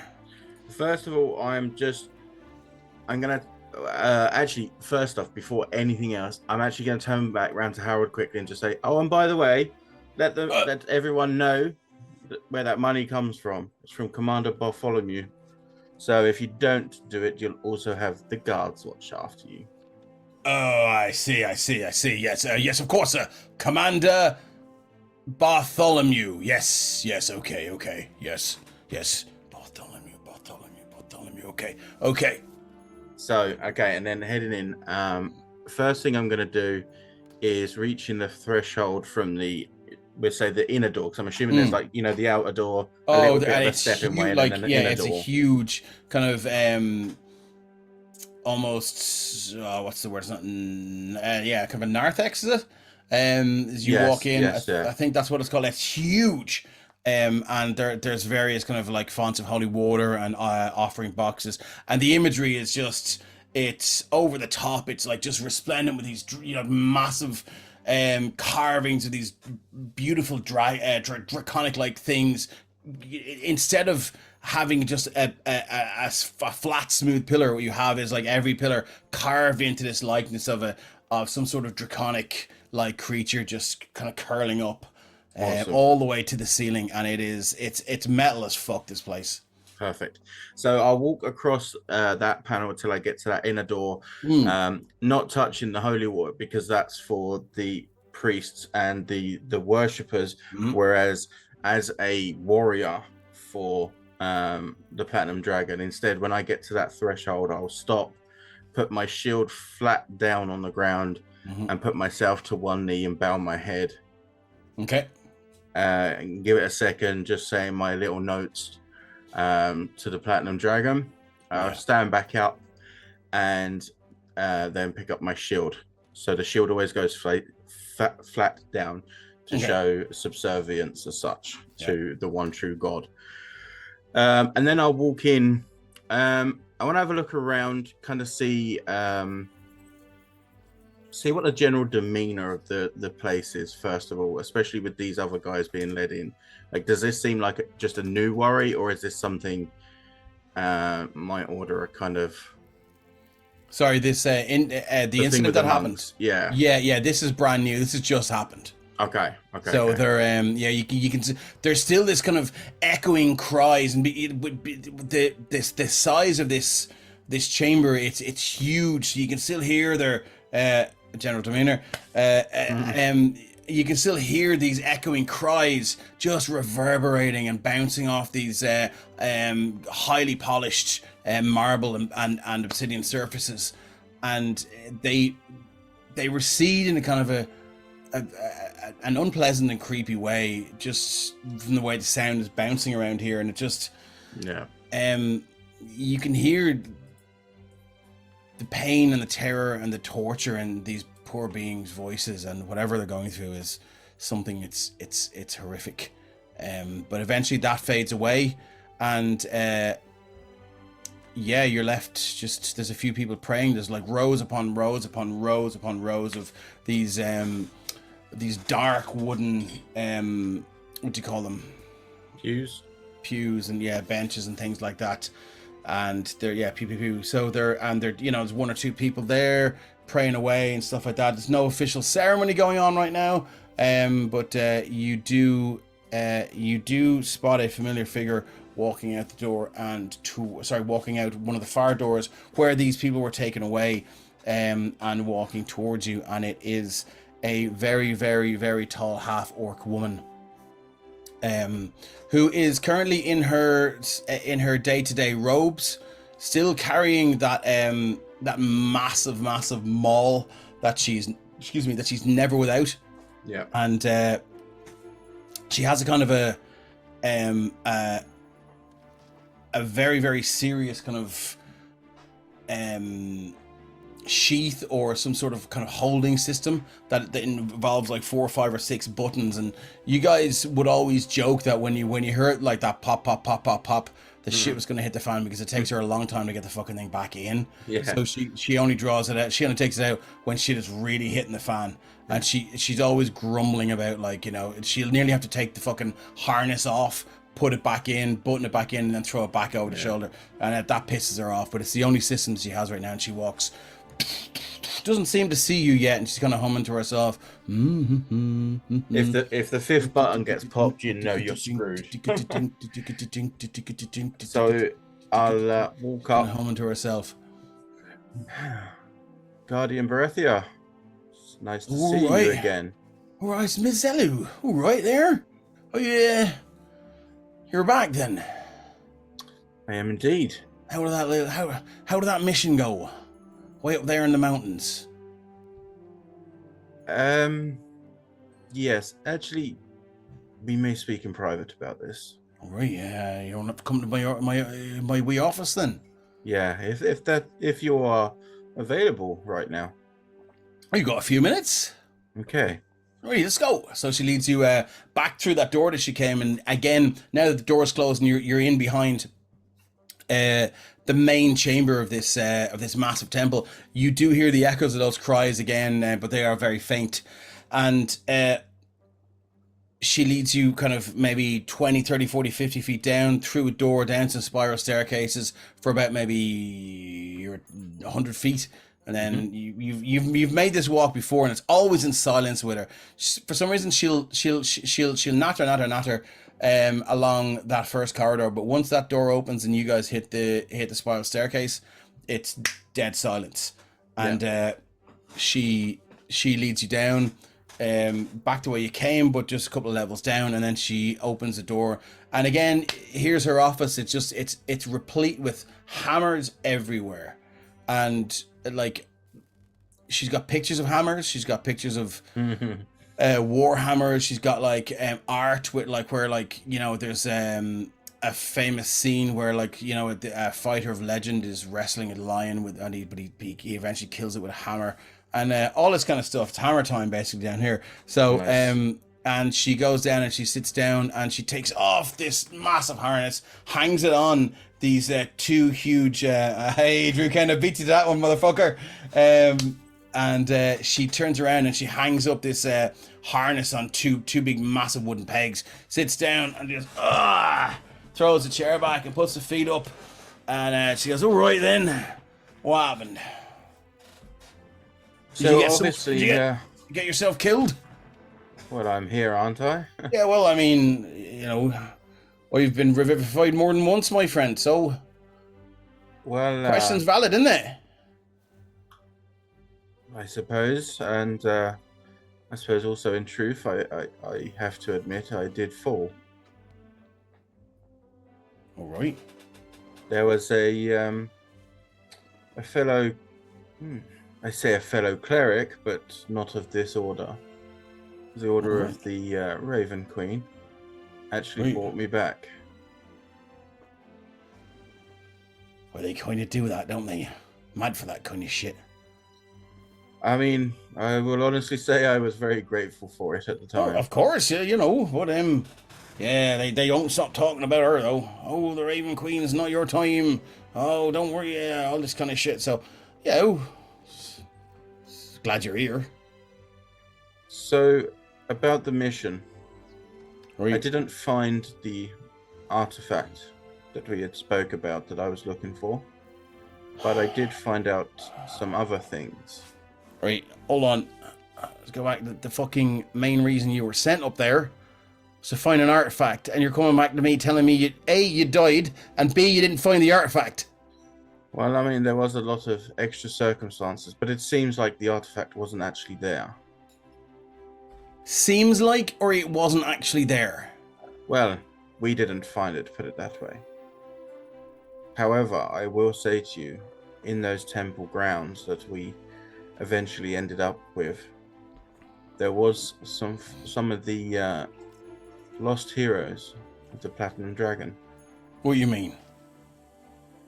Well, you'd know as well as I do, there is the our heroes, and there's some of those that were laying and we didn't know where they were. Well, I'm happy to say that we found some of them.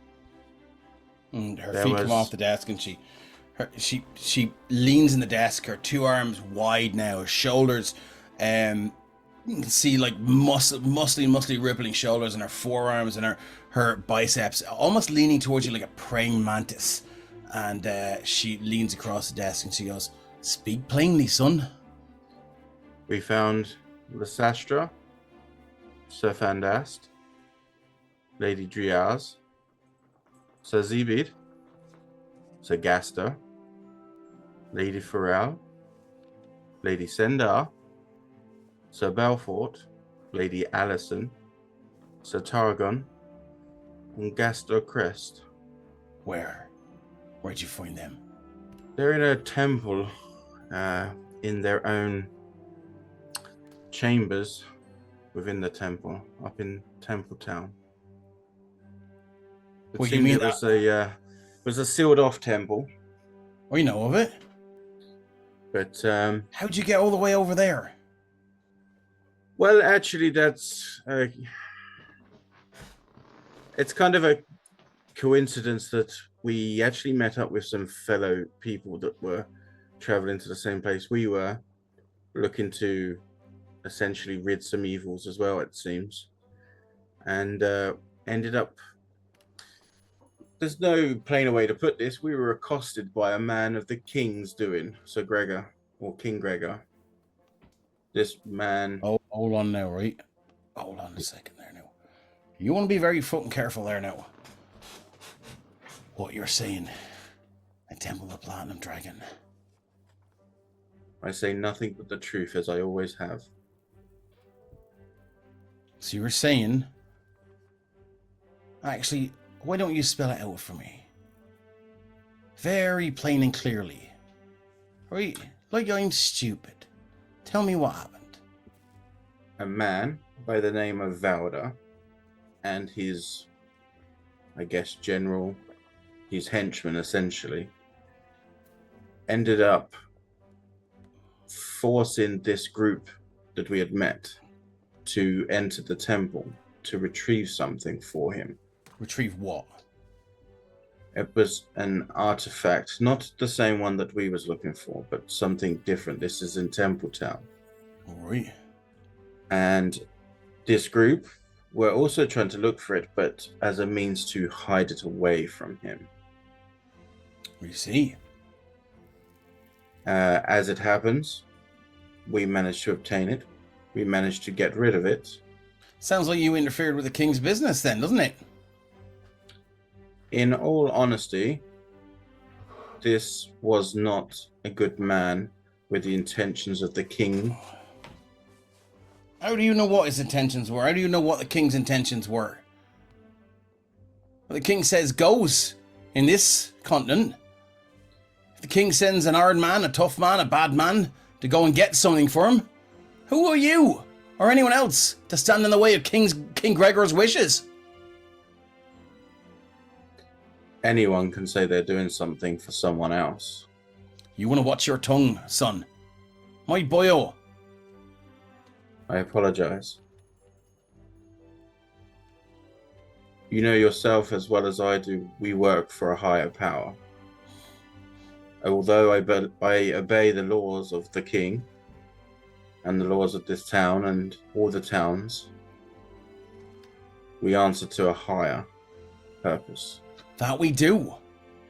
But we also we also receive funding to do our work amongst the populace of this continent. We also are allowed to build temples because of the grace of our king. And if Right. it was, Religion and Indeed. politics go hand in hand, Mazzello, as you well know. I know, and if it was indeed by the hand of the king that this mission was undertaken, I will take full responsibility for it. Not as a member of the Platinum Dragon, but as a member of this city and community. You don't get that luxury, Mazzello. This is what I'm drilling into your head. You don't get that luxury to separate yourself from the Temple of the Platinum Dragon. What you do wearing his raiment. What you do wearing the Platinum Dragon's robes and his armor. Everything you do reflects on us, reflects on him. And as such, I will carry out his duties, not the king's. You'll do both.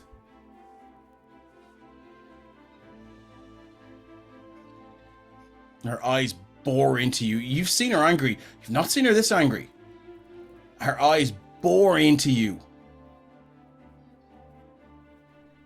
So let me get this clear, Mazzellu. You were sent on a mission to find an artifact. It came back with nothing.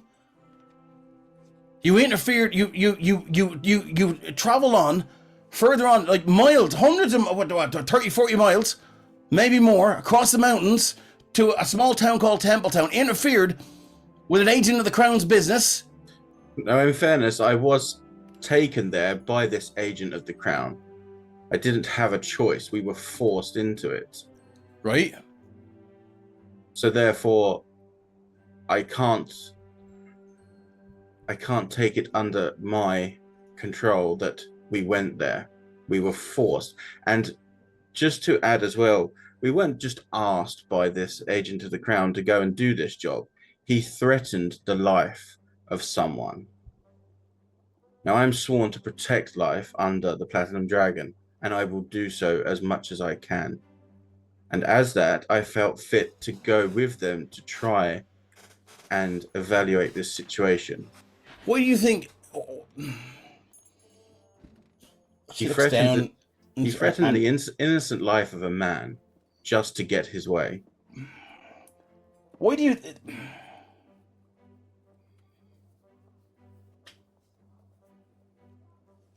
Did you give him a reason to have to hold someone's life to ransom for him to get you to do what he says, him being the king's man? Did he ask you to do this before that? He asked us to do this job for him, and if we didn't, there would be the loss of life. It was a threat, a clear and unprecedented threat. Right. I've heard enough. Write out your report, and you better make damn sure it's clear, it's concise. I don't want to hear none of those fucking opinions that I've heard down here. Clear, concise, and to the point. All right? Okay. I'm disappointed in you, Mazzellu. I did what I believed to be the best option at the time. For whom? For life. I see. Right. There is You're dismissed, more, Mazzellu. If there's any more, put it in your report.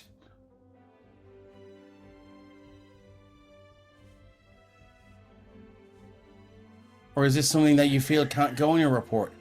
If that's the case, I'm all ears, Mazzellu. You know of the elves attacking? Oh, you do? Do you know they've been slaughtering innocents?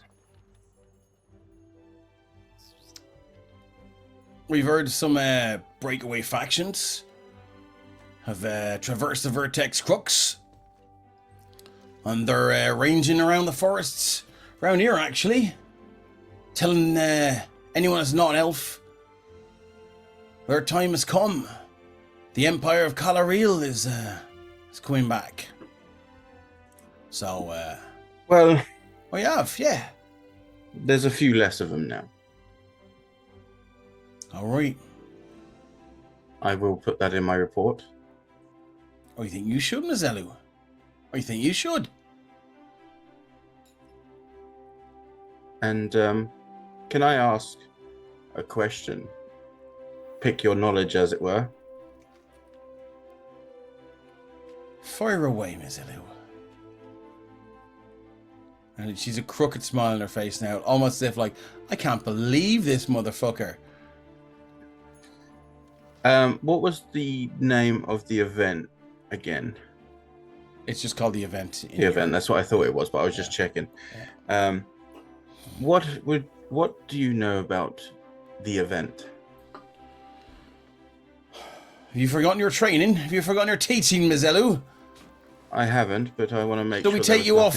Shall we take you off duties and bring you back down? Sit at the small tables with the 8-year-old acolytes, Mizelu? I know what you know. I know what everyone knows. The facts. But then I think I may know a little bit more than you. She bristles and stands up. And she goes, you watch your tongue. You watch your wee fucking tongue, Mizelu. And I do not mean any disrespect, Guardian Berithia. I apologize if I have caused offense. I merely meant that I wish for your guidance about an issue. Why don't you dispense your wisdom then, Mizelu? You're fast getting on my fucking nerves. There is you a know more than I do alive. you? What? There is a dragonborn alive.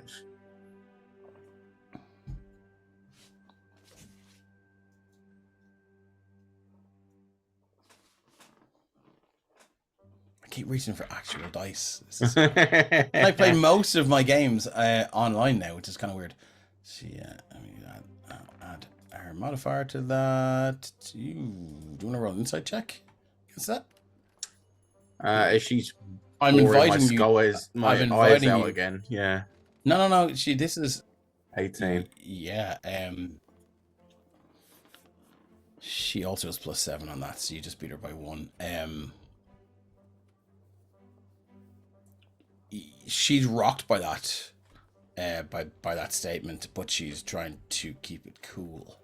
And you've just sort of, you know her long enough that it's a map he says maybe lead with that next time. I tried to do the shit sandwich, but it just felt like all shit at the beginning. So yeah.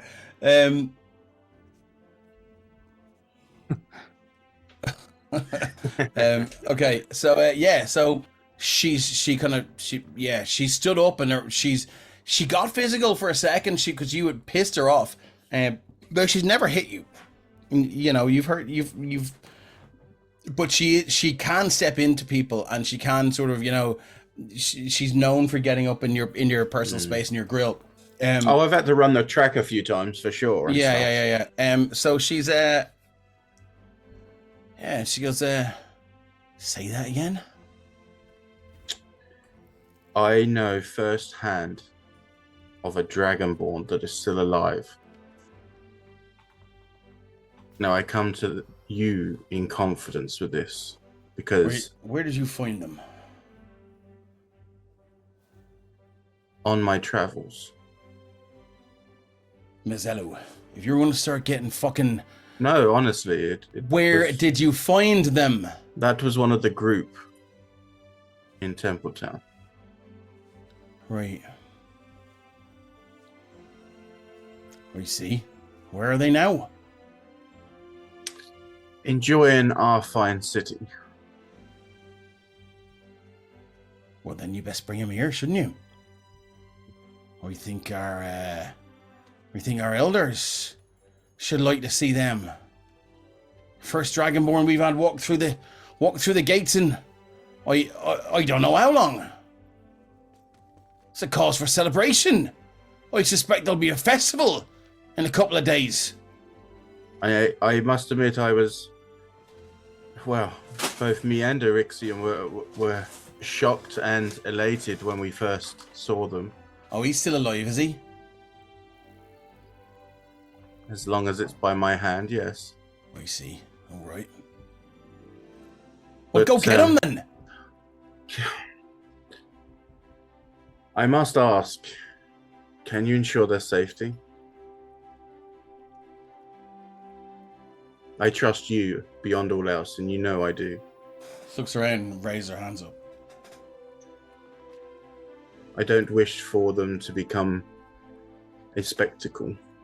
Oh, that they will. They'll be safe, but they'll be venerated. We should like to talk to them. How old are they? All questions I haven't asked. That's how remiss of you, Mazilu. Trust me, it's been a busy couple of weeks. Make a persuasion check.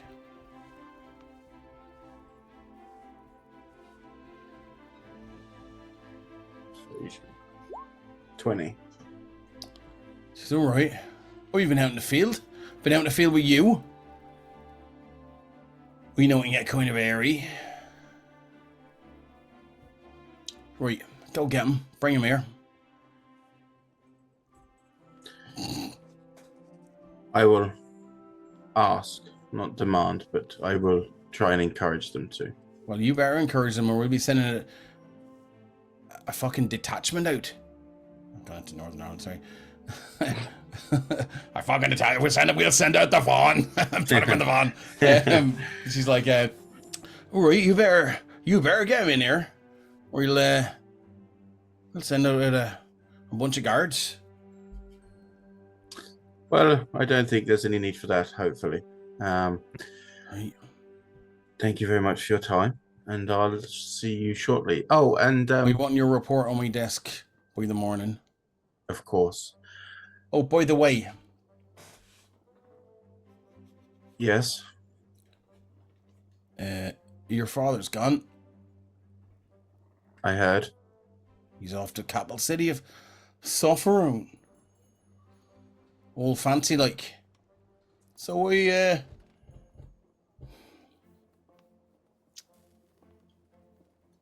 she looks. Give me a quick insight check. Okay.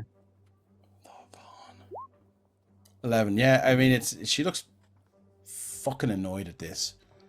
Right. The feet go back up. And then she goes. She pulls open a drawer and she goes, we know you probably have one of these somewhere, but he left it for you. She tosses a key. And she says, he said you can use his townhouse while he's away. Thank you very much. You've got to pay his servants yourself, though, he said. That won't be a problem. I will say this, Valda, the gentleman I put in my report, and it will be in my report as well, he did make a threat against me and my family. I feel it's no... What did he say? His exact words were, I'll be seeing your parents shortly. I thought it was give my regards to you. I'll give my regards to your parents, sorry. Give my regards to your parents. Right. Now, and when was that? That was when the group and I decided not to give him the artifact that he was forcing us to retrieve. Right, I should like to know, where is this artifact? It disappeared. Is this a deception check? Because I feel you know exactly where it is, but you're just... Oh yeah, I guess it would be then. She's got +7 on this insight check.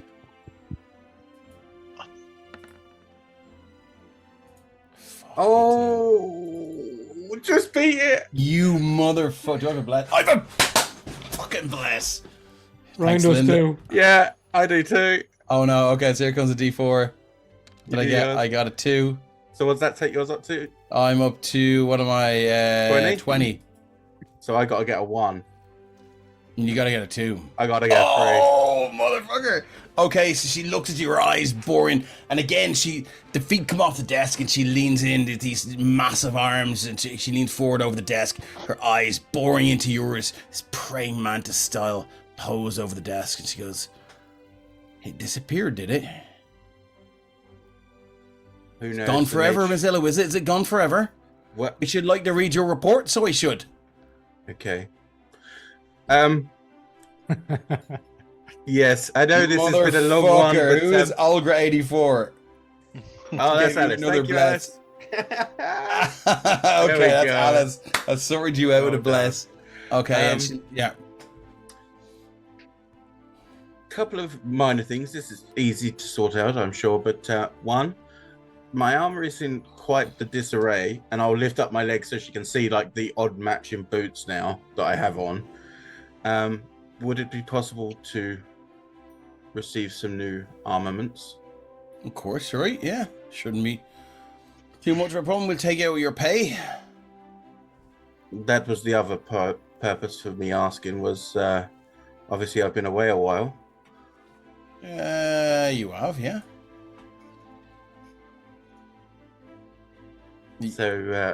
So what? If you could remove the right amount from the armaments from that, and if I could get the rest, I would be very much grateful, as I now have servants to pay for. Right, how long have you been gone then? Few weeks, is it? I think it's been about 6 weeks. Yes. 6 weeks pay. Right, just some maths. I think that's about right, isn't it, Dave? Yep, that's about right, yeah. She kind of looks up and you can see, while maybe not great at maths, she's not stupid. Mm-hmm. It's just not her forte. It's not her thing. So she goes, oh, for fuck's sake. She pulls out the drawer and pops an abacus down.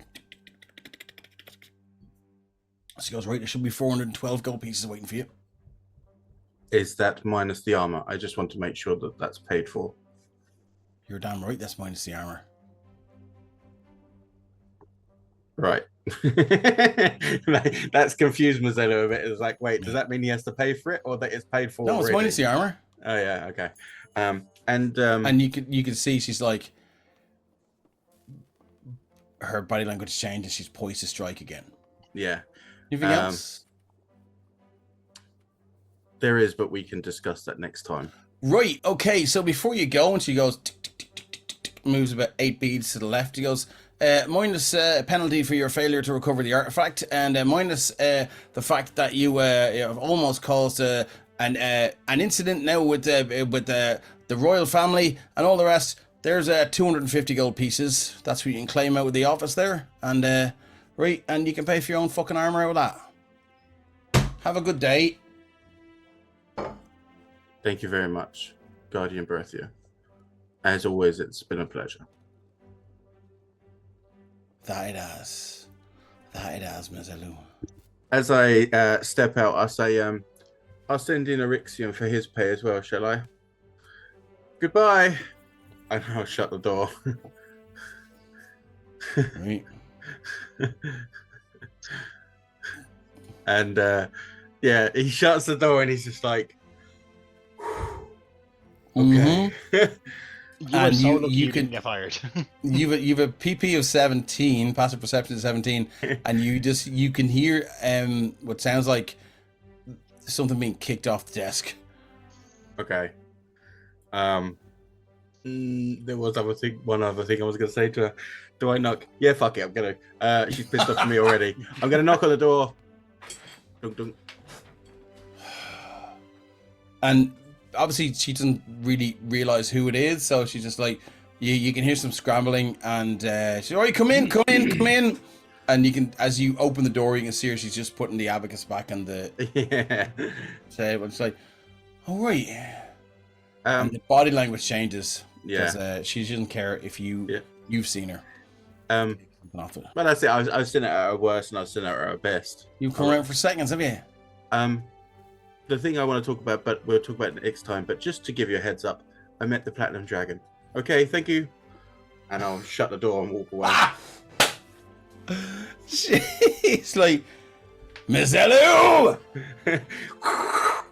He's like, She's like, Mazzello, my office now! Are you running? Yeah. Oh yeah. Okay, the door opens. And just as you're through the corridor and up the stairs, you're, I'll find you, Mazzello! All right. Clink, clink, clink, clink, clink, clink, up the stairs. Okay, so let's go back to, I do want to, so I think we've done something with everyone at the moment. I do want to see where Erixium is going right now. Let's try and keep it as quick as we can, and then we will go back to We'll try and bring the party back together if we can. But if it's not thematically relevant, then don't stress about it. You're over in the Sapphire District, Erixium. Oh, I was just crossing the road, heading for the Temple District. He's just meeting with Rixiu or with Mazelu and then the rest. Yeah, cool. As you walk up there, you do see, and I suppose you're the best person to tell us this. Like, how is Erixium received around here? Not well, I would imagine. Or do people know your history? No, I think most people would just avoid him by the way he looks, because he's a disfigured blind man walking through the road. But do they know what Mazelu knows about your history? Outside of the temple, I wouldn't think so, unless it was. Yeah, so in the incidents. So within the temple, they would know what happened. And Mazelu, that was an unsanctioned rescue, wasn't it? That was, yes. Yeah. Okay. Yeah. Cool. So So I had to think what you're talking about, but yes, it was. Yeah. So That's originally what got him in the shit in the first place. yeah. So yeah, people, you're not very well liked around here, but you are respected. I don't like you, but goddamn, I respect you. As you know, you do get the job done. But so you're kind of strolling up the stairs there, and you can see Mazelu walking out at top speed, like one of those those Olympian fucking Olympics, speed walker. Speed walkers. Yeah. Oh, brother, she's ready for you. I believe she's got some wages for you. I can wait. She's never quite as nice to me as she's to you. It probably wouldn't be a good idea to go down there right now, then, either.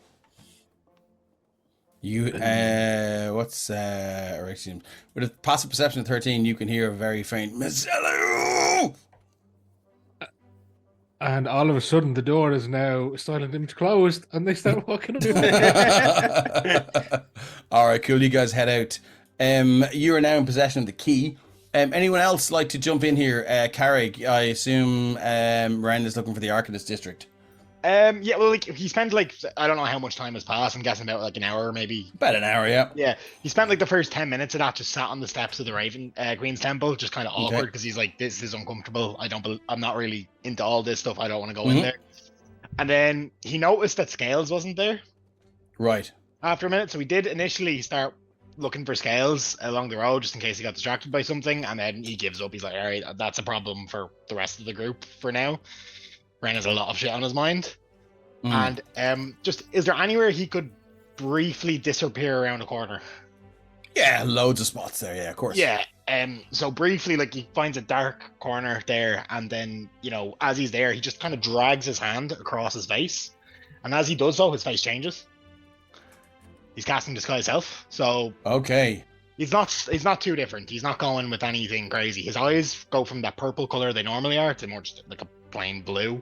Yeah. His ear kind of just reappears, and then any scars or signature scars he would have, he's one across his jaw a little bit, kind of seals up and vanishes over, and his beard kind of just looks more full than the what he has normally. And then he starts making his way to, following signs, I assume, that are around, or asking people towards the Arcanist. There's no signs, but anytime you ask somebody about the Arcanist District, it's very you stop an old man. He's like, why would you never been there before? I'm new to the city. He starts coughing up this lungful of tobacco. Spits it down and lands in this just brown and greenish wobbly jelly wobbling thing. He says, you've never been here before and you're not getting in, are you? We'll see about that. Fuck off. He just walks away. Yeah, so Ryan will just keep walking around until he finds something. Yeah, you eventually find it. It's quite near the Temple District. And as you walk there, you can just see now that this area of town is just wreathed in this ring of fog.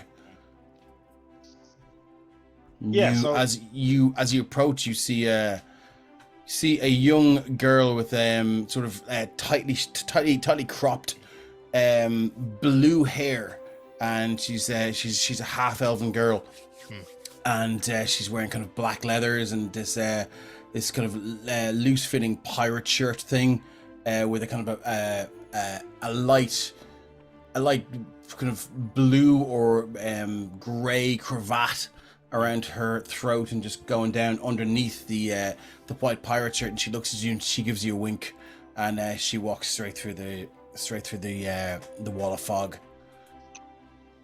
Okay, Ren being on the more suspicious side, because he always has been, he's going to drop a detect magic. Whopper magic off the wall of fog, yeah. What kind? Abjuration. Abjuration. He kind of has a feeling. And conjuration. Yeah, he's a feeling of what's going to happen, but he's going to take a step into the fog and just keep walking. I'm assuming he comes out somewhere. You walk right back out, yeah. Huh.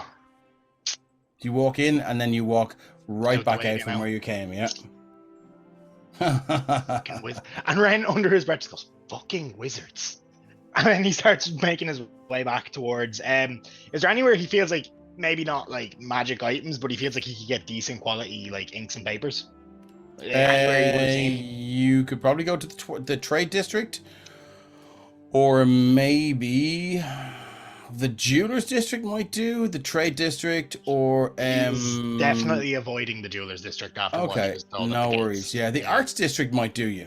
Yeah, he's gonna head towards the arts district and then. Okay, so you're passing through as you walk past the arcanist. Where's your token there? I'm gonna move you along. Actually, so you're there. I'm looking at the stream actually. Yeah, no worries. You're just rocketing through the and you take a shortcut through the Sapphire district, and as you walk through here, you can see this beautiful opulent area of the city that is just replete with these like beautiful almost glass and gem like gazebos, these small gardens that like rain this beautiful magical and silver looking rain, and it's a place of contemplation and a place of relaxation, and obviously for the very wealthy, or maybe not for the very wealthy, but you notice it is next to the squalors, but doesn't seem to be any of that kind of people there. So as you walk through, you head towards the art district, and you can hear. There leaves a bit of a bad taste in Rand's mouth, considering the proximity to the squad, like how shit the squalors are. Yeah, the squalors are. Yeah, as you walk by, and you know you're kind of walking up this way to the arts district there. I'll shift ping that. And yeah, you can see. The squalors are exactly as they're described. They're next to the water district, they're next to the trade district and the ice district, and it's just pretty much where anyone's not working, doing manual labor, that's where they live. Yeah. If they're not lucky enough to have a house attached to their place of business. Exactly, says Esmer Bob. So as you walk up to the arts district, you can see this place is Bard Central. There are. It's like if you've ever, I don't know if anyone's ever seen that video, that reel on Instagram where somebody plays the first note of that song from Rent, and all of these theater kids run out and stand behind the piano and start singing that song from Rent. And it's just like, it is full of theater kids, it's full of musical kids, it's full of really, really bright and peppy performative people, and they're all super happy to be here. And and you walk in, and so what do you look like now? Basically what Ren has done is he's actually transformed his face into his father's. Oh wow, okay. Yeah. That's weird. Yeah, it's just the first thing that popped into it is he's never cast his spell before. So he was just thinking and he just went, fuck it, and then did it. Okay, cool. So what does his father look like? What are you wearing? Yeah, I mean, will he stick out in the arts district, or will he blend in? He just looks like, he's wearing like a different. So I'm assuming, disguise self, that allows me to change my clothing as well. Yeah. Yeah. So instead of just the normal, like, beat up, slightly bloodied shirt that Wan is wearing, just from adventuring, it's just a crisp, white, clean, slightly fancier cut than what his normal one will be. He's wearing slightly fancier trousers. No jacket still. He just looks more well off than he would normally. Okay. And he's just trying to make himself look more presentable, and then just so that his face isn't recognized. Cool. So you walk into the arts district and you kind of wander around for a little bit, and it is the smell of patchouli oil and rolled up cigarettes and stuff like that is strong here, and you walk by like lots of folks that are kind of looking you up and down for your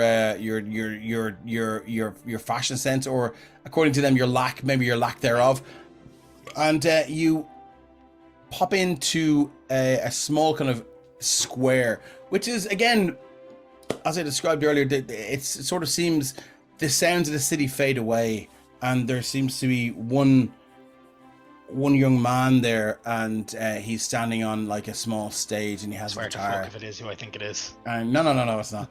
And he's a young man, and he's standing there on a box, on a small kind of a wooden crate, and he's just like got a guitar there, and he's just singing away these and it's very, very kind of plaintive singer-songwriter love song stuff like that, and let's see how good he is today.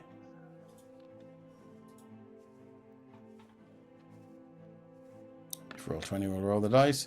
13, he's alright. They're all songs that have been written before, maybe some that you're familiar with, and he's just there, nobody's paying any attention to him, and you walk through, and there's a couple of stores that sell like paper and parchment and stuff for painters and whatnot. So like Ren is obviously specifically looking for the type of quality that he'd be able to use in the spellbook. Now he worked in a magic item store, that's where he got his stuff up, so he'd know by looking at it. Does he find anything like that? Yes, you sure do. You can buy some seriously high quality stuff here. Okay, so you walk in, there's a small halfling woman there, and she's like she's chatting away with two gnome musicians, and they're both dressed like in these kind of black leathers with this like black t-shirt, and they've got these they're heavily tattooed, and they've got like this kind of like they both have mohawks down the back of their down the center and back of their head, and they're all kind of like standing there. They've got chains hanging off their black leather trousers and stuff like that, and they're just like and you walk in, the conversation stops, and they all look around at you. Aye. And she goes, you can see she's I'm just looking to buy some paper and inks. And she goes, I'll be just, and she walks over, and she kind of says something to them, and she walks over, and she goes, what do you want? Just some paper and ink, approximately 150. You have 20 different types of paper and 50 different types of ink. What ink and paper do you want? Okay. Ren is going to pull out his spellbook, and he's going to just gesture, like without opening the book, to the quality of the paper that's on it. I'm assuming she can probably tell from looking at it at this stage. Something high quality that's going to retain with decent quality ink. About, look, maybe 150 gold's worth. You hear some sniggers from the lads next door, like just down the end of the counter. And what's your passive perception? It's 11. It's not very good. Right, roll a perception check for me. Yeah, makes sense. He's on edge. He'd be listening to what everything's saying. everyone is there. And say like the front of the old Central Bank. Central Bank is where the DM gets all his characters from. Yeah. Maybe there might be a little bit of inspiration drawn from there, right? Yeah. What's your perception? You hear something you're he still not only sure. has one ear. While he looks like he has two now, he only has the one. So she kind of thumbs the pages of your books, and she goes, high quality, yeah. All right, yeah, we can certainly sort you out with that, with like whatever quality you have there, and so just what do you want? Like I said, 150 gold's worth. Like you said, all right, 150 gold. Yeah, and Take a seat. Okay. He sits down. And she goes off. You can see her shaking her head, and the other two guys laughing, and comes back with like, a kind of a ream of this paper, and it's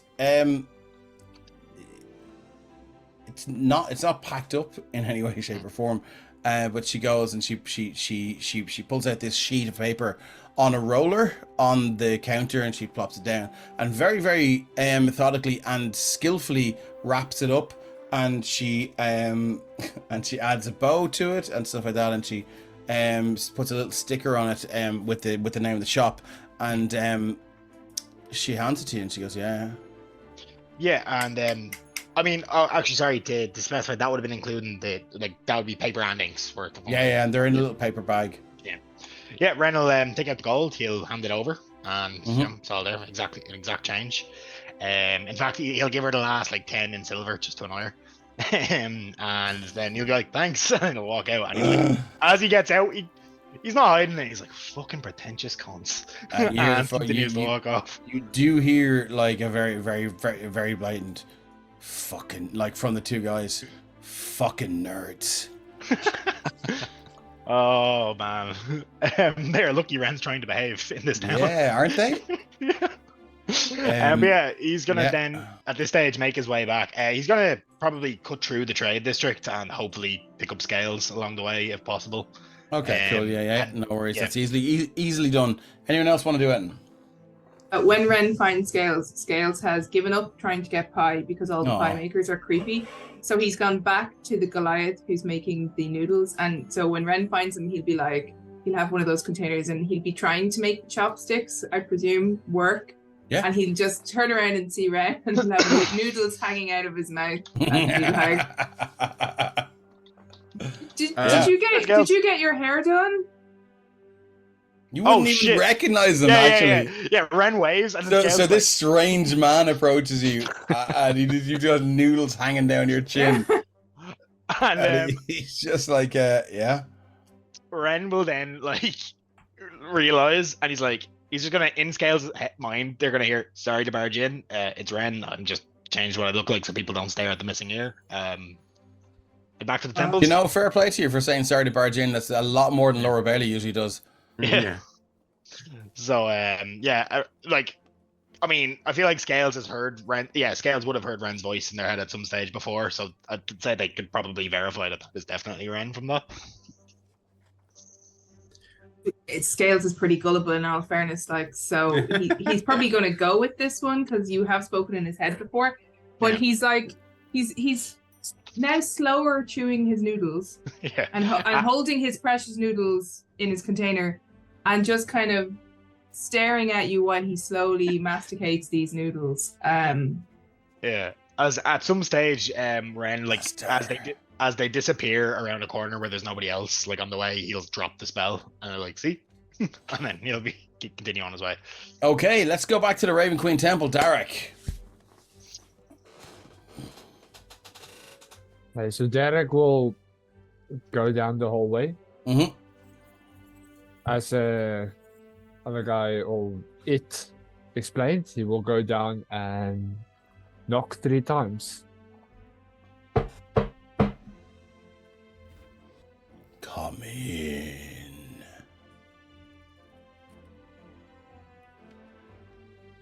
Derek is swallowing really hard because he's stressed and continue slowly in. So you open the door, and it is a very, very dim chamber, 30 by 30 feet. There's no desk. There is no furniture of any kind. Just sitting on the floor, cross-legged, is a figure in just black robes with another one of those black veils over their heads. But this one is wreathed by a silver or very, very bright metallic headband that seems to just hold this thing very, very firm, and allow the veil to just kind of spread out a little bit and just fall wider than everyone else's. And he says, "Who sent you?"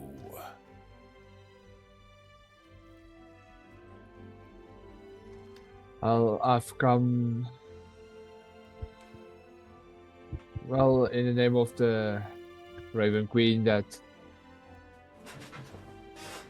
I want to know what's the way forward, what's the purpose, what must I do? The way forward is the way to the grave, my son.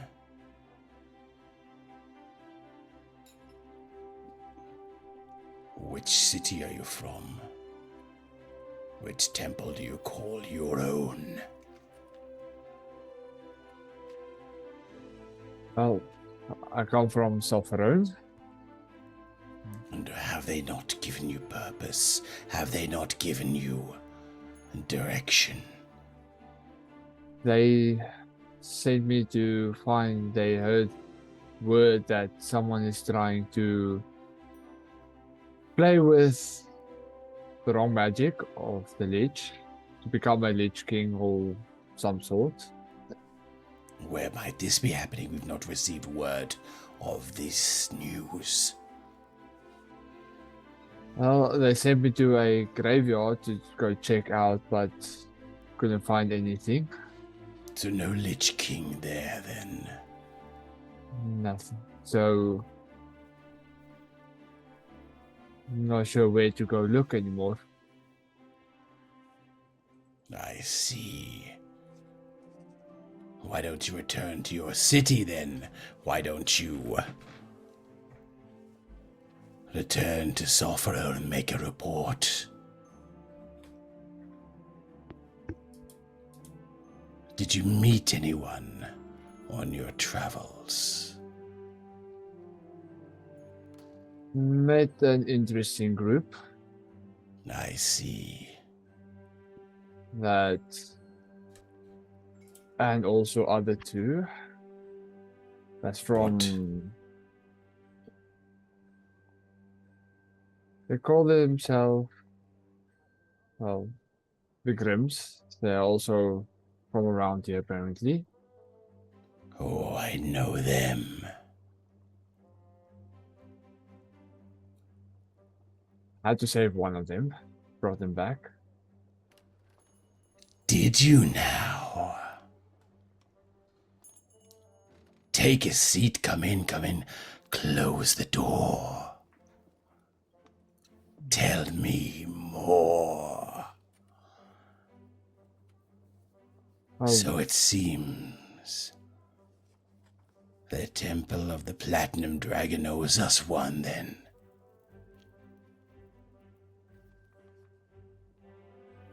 well, if it wasn't for me, then yeah. Which one of them Darkness. fell?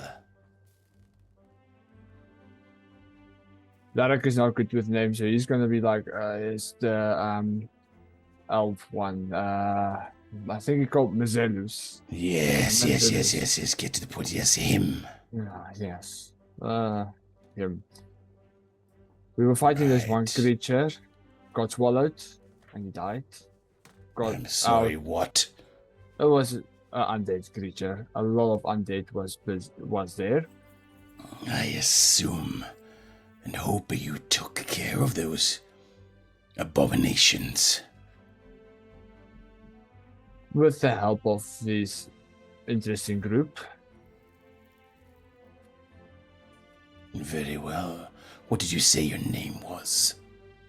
Oh, I didn't. It's Derek. Darak. Well, I'll tell you what, Darak. I shall contact your temple in Sopherone, and I shall inquire as to your reputation there. Should the reports come back favorably, then I will tell them of the good you've done for the political situation here in Artex. And I'm sure they can relay any instructions they have for you.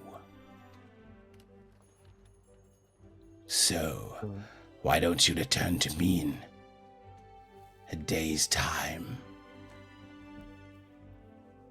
How many days? A day's time. 1 day. Yes.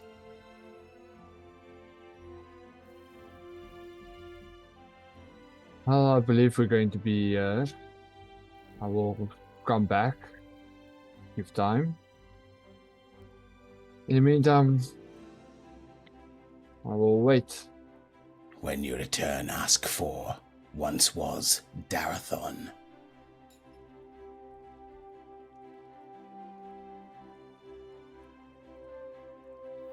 Okay.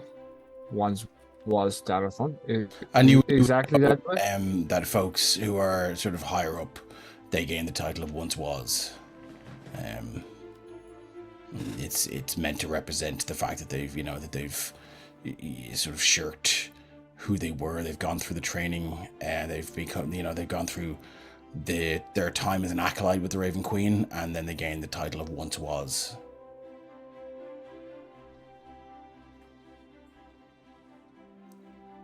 Okay, I'll then wait them come back and ask for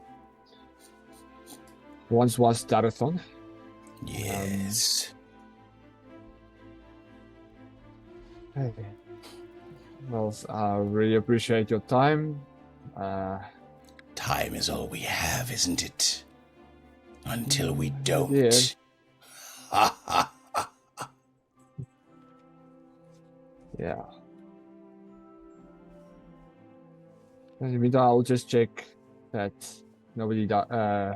I'll still check out for the Platinum Dragons people. Yes, See they're not that, a bad sort, but they can be a bit preachy. Derek, why are you still here? Okay. I don't know, but I'll make my way. Yes, see that you should. With a flash with his long legs. He...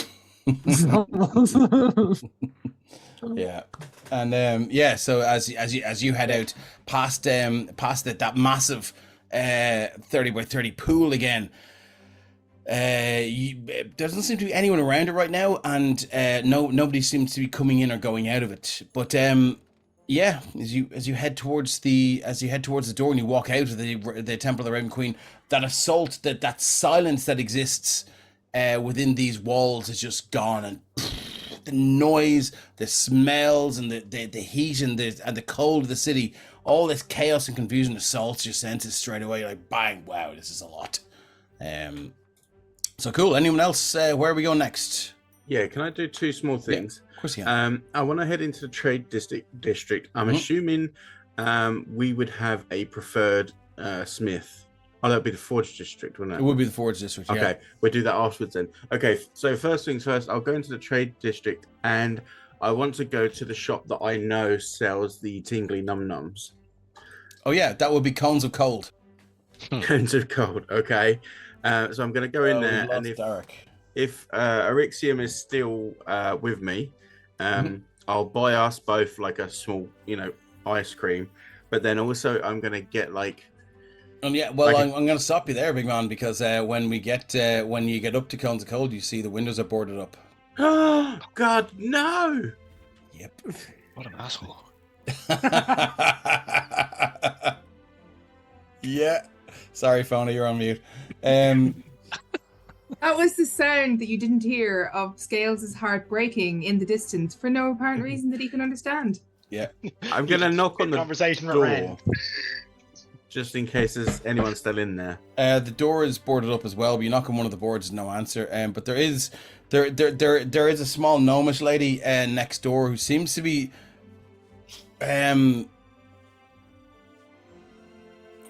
you can see she's trying to start up like her own ice cream business. She obviously doesn't have the connections or the contacts that whoever owned Cones of Cold did. Right.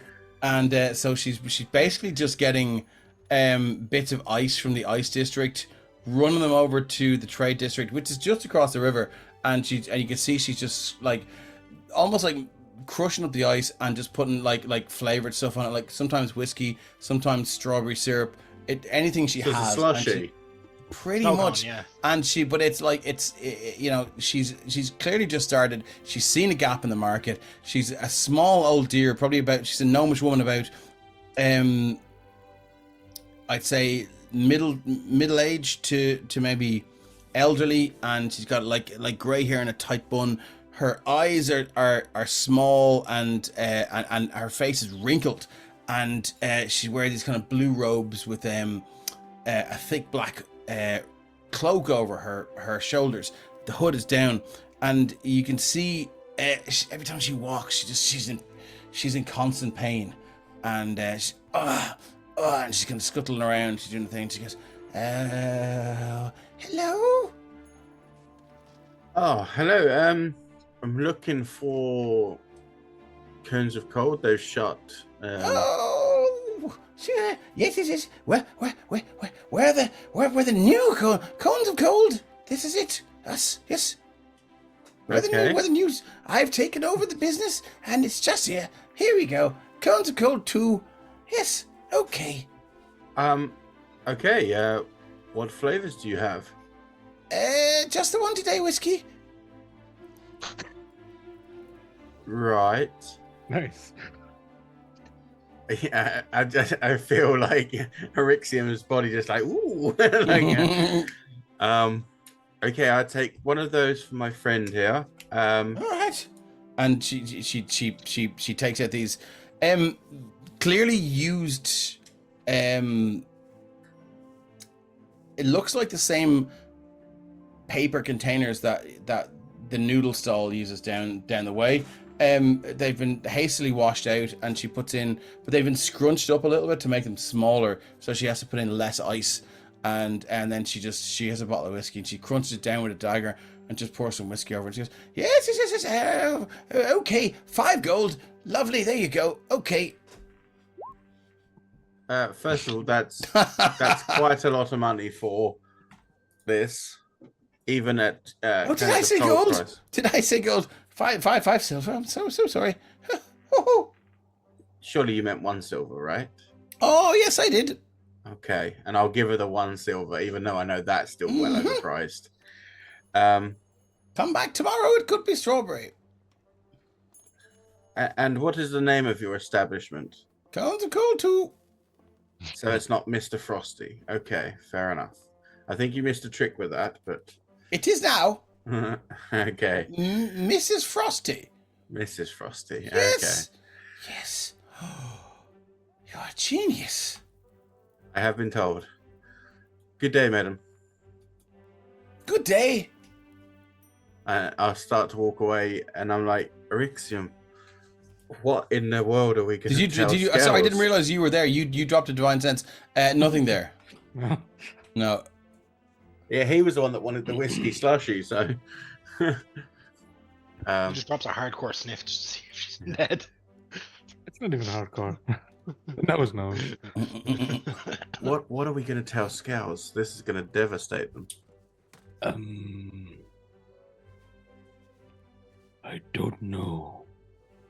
If we're lucky, Mother will have a tub of it at home. Yes, your mother always was good at holding the fairer things in life. Yes. I suppose we better find them then, hadn't we? What other sweet, like real sweet treats would be in this district would I know of? Well, so look, as you kind of walk by Cones of Cold, you can see through the window. It doesn't look to have been boarded up that long, and you can still see some of the price lists with the options, you know, for whatever ice creams they had in stock there. Now I'll go through 1 or 2 of them. They do have they used to sell gelato nut cube of delicious gelato with pistachio and almonds. And you can also see, like, the rest of it is sort of ripped off, but you can just see at the end entangle twister. So yeah, you get tongue tied with that one. Yay. But you can see it doesn't look to have been closed too long. So I mean, does it seem like through destruction or just out of business? Out of business. Okay. Sounds like a side quest. It's not really surprising that an ice cream shop wouldn't do too well in an ice place, would it? It's a main quest right there. Main quest. Yeah, so is there like, because Scales has previously bought us donuts, is there like a donut place or anything like that?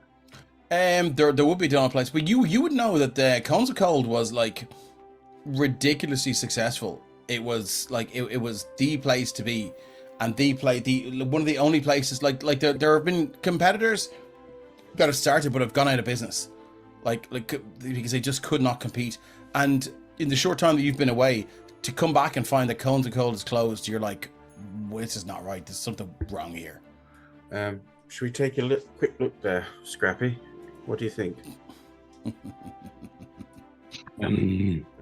Yes, it's unusual. Perhaps the old woman did something. Did you get any feelings about her? Nothing obvious. Okay. Erixium will give the whiskey snow cone to a random child walking past. And you can see that the kid just starts scooping it out of the cone or the plastic, the paper container, and just starts spitting it out, and then stops for a second. So he picks it up off the ground, just starts eating it, and then just devours the rest of it from the paper container. I just gotta look at Erixium with that face of like, really. They'll sleep well tonight. I'm sure his parents will thank you. Come on. That kids is how Ren got started. Whiskey snow cones. Yes. Coolaboo, so what's happening now? You're gonna go around the building and see if there's like an extra doorway in or something. See if anything's unlocked. Everything is boarded up pretty well. Any notices hung up? No notices hung up, but you do see a couple of folks from the trade district sort of looking you up and down, especially you, Mazzello, in the garb of the Platinum Dragon, and a small halfling guy, like with a bit of a twitch and a wink, comes up to you and he goes, "What are you looking for? You looking to break in? You looking for something? When you sell your crowbar." You sell you a crowbar. You want to buy a crowbar? Crowbar. Do you have information on what happened here? Gold piece. You haven't even answered yet. Don't be ridiculous. Give me a gold piece. I'll give you a silver. All right. I'll give him a silver.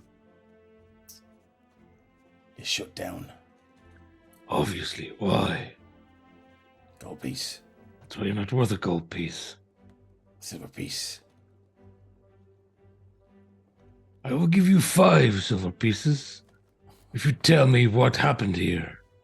And if the information is satisfactory, I will give you a further 5. He holds the hand out. Put the first initial 5 in. Went out of business. Do you wish to keep that hand? Oh, yeah. He kind of backs off a little bit. It's like a hand goes to a dagger. I wouldn't do that if I was you. The city guard will be very interested to find you afterwards. They won't find him. Or they won't find you. Excuse me. Oh my god. I hate it. Okay, cool. So he kind of looks at you and he goes,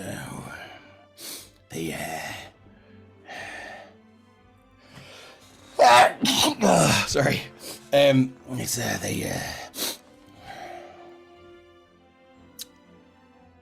I can't tell the likes of you. I can't tell the likes of you.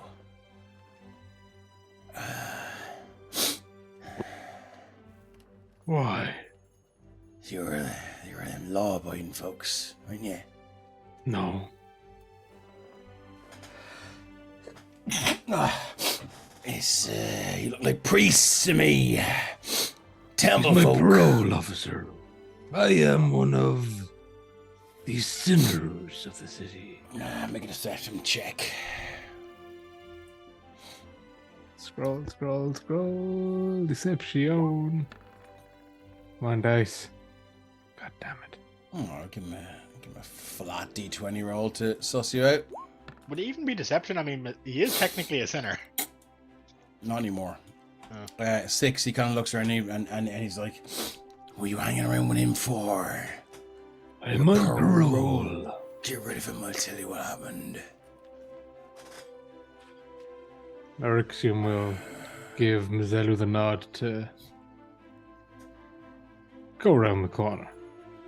I'll grab Erexium's shoulder and I'll be like, now you listen here. You try and run away from me, and I'll fucking have you, right? Give me performance or deception for Which one's higher? Oh, they're both the same. Great. If you got a bless, you've got a bless. 14's enough. 14's enough. I'll stick with his 6, and he looks around, and then you kind of off, and he goes, he seems like an awful wanker. Nah. So he does. The chain. It was the chain, and you know the chain is the Thieves Guild here.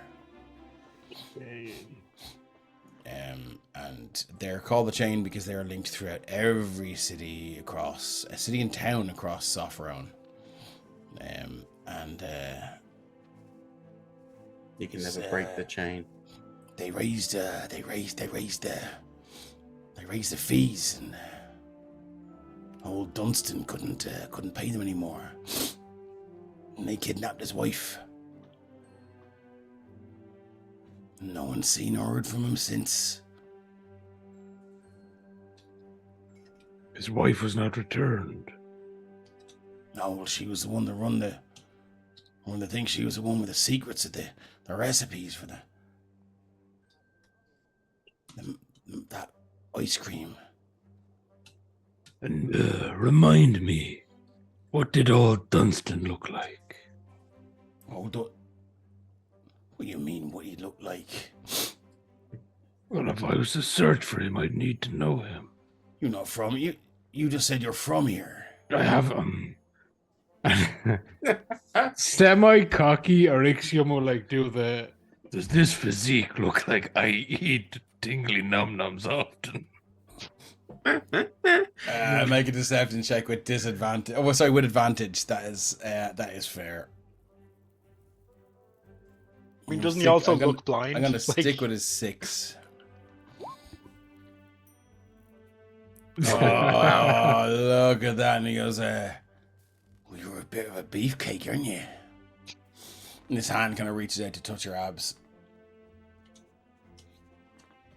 He won't prevent it because this is for the greater good of. Okay, and he goes, oh, it's like a washboard. Very impressive. Back to Dunstan. Dunstan, he's a pot-bellied old man. About 80s.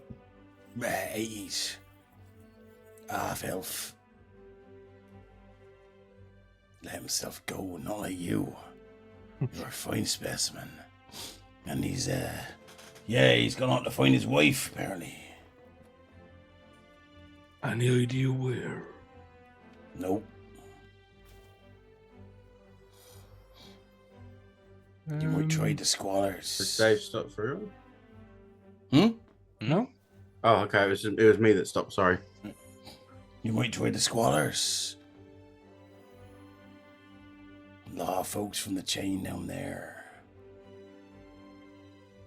Well, I made a promise that I would give you an additional 5 silver if I found your information helpful, so I'm a man of my word. I put an extra 5 silver in his hand. Oh, right, thank you. We tell you something, though. Cones are cold. They were a big hit with the nobility. As I look at my notes, Duke Alric and Duchess Sophie, who you would know are the presiding rulers, the noble rulers of Artex. And he says, Duke Alric and Duchess Sophie, we're only about to order a huge complement of ice creams for a party they were having in about 10 days' time. And they're particularly put out So word in the street is they've hired adventurers to find out what's happened. Also, 1 second now. Where's my other notes? Give me a second. I have so many notes all over the place.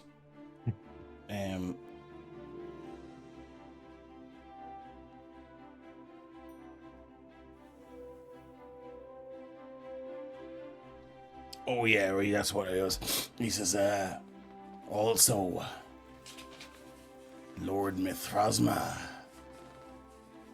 He was looking to place an order as well, looking to do something for the kids in the orphanage.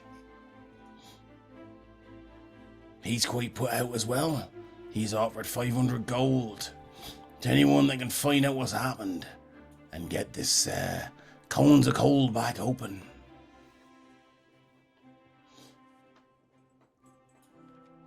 So, there you go. Is Lord Mithrasma known for his kindness to the children? Well, he's a patron of the orphanage, isn't he?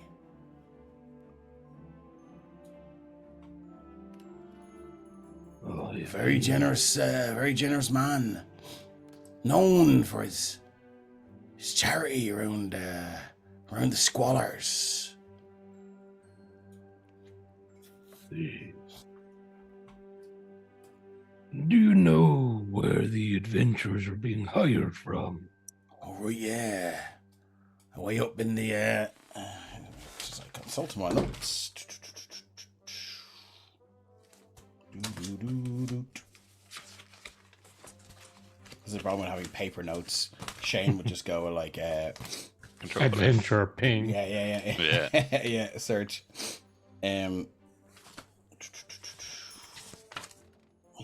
Yeah.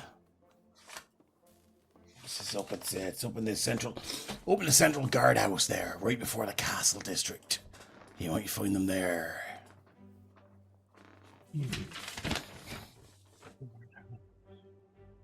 Word is they're hiring adventurers to find out what happened in the jewelers district. Poor old Dunstan Gemgazer, he's gone as well.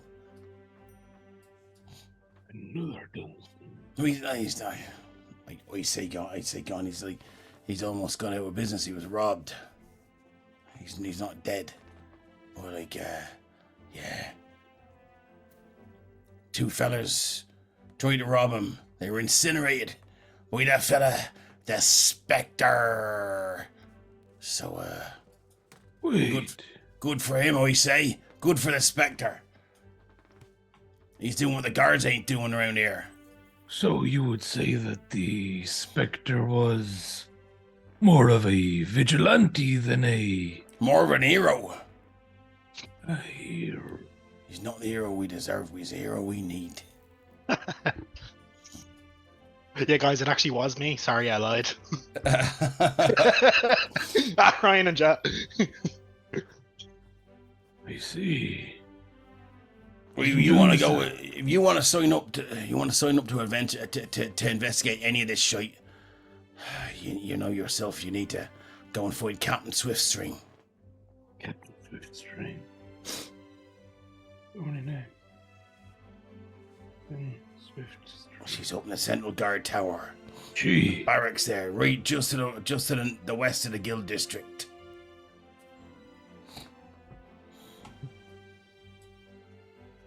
Right. While I have your ear, are you familiar with the guard, Jenna Sharpspear? Oh, yeah, I am. She's a nice, tasty piece of meat, isn't she? Well, she's very capable. What sort of reputation does she have? We don't know now. It sounds like something you're gonna have to pay some gold for, innit?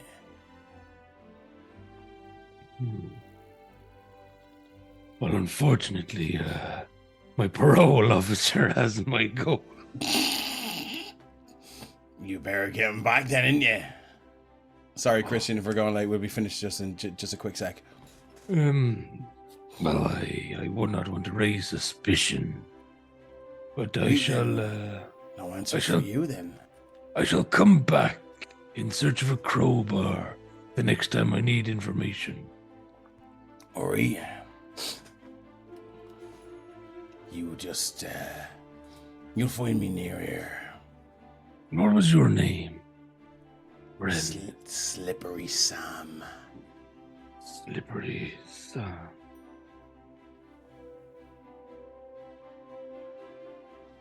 Thank you for your time. Yes, Ori. No. We don't you tell that parole officer of yours to fuck off. You joined at the hip with him?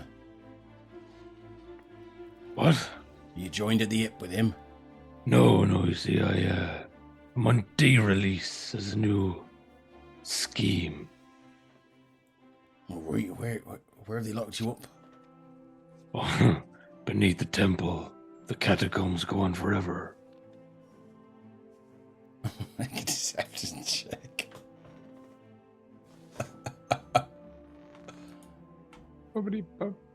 Perception. You see his face just like this look of horror. As he kind of like it dawns on him the type of person that he's actually been dealing with. When you say that, he's like oh my god, how have I not got myself killed right now?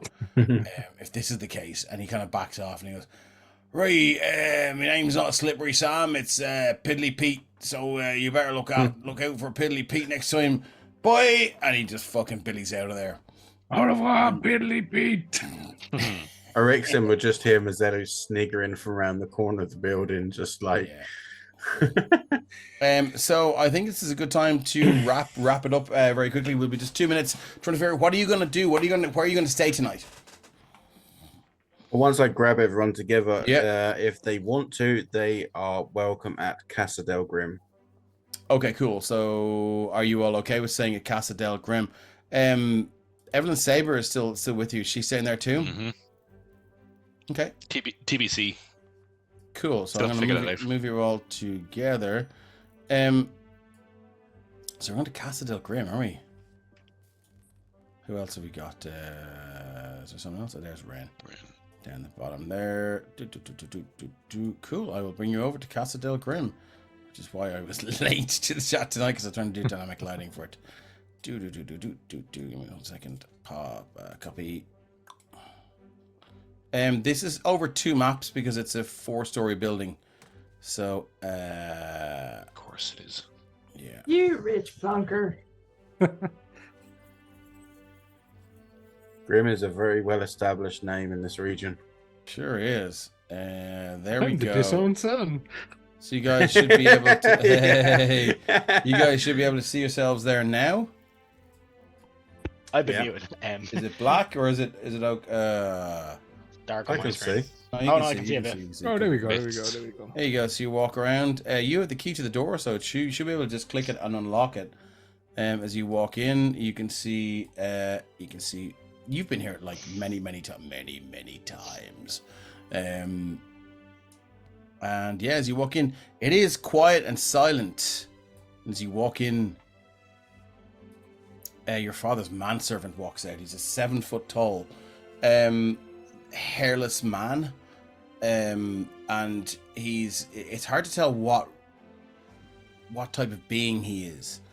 If you can imagine, I think it's Hom from Star Trek that accompanies Deanna Troy's mother around the place. The guy who carries the bags, he's just like really tall, and he's just like, and he goes, "My lord." I don't have a token from yet.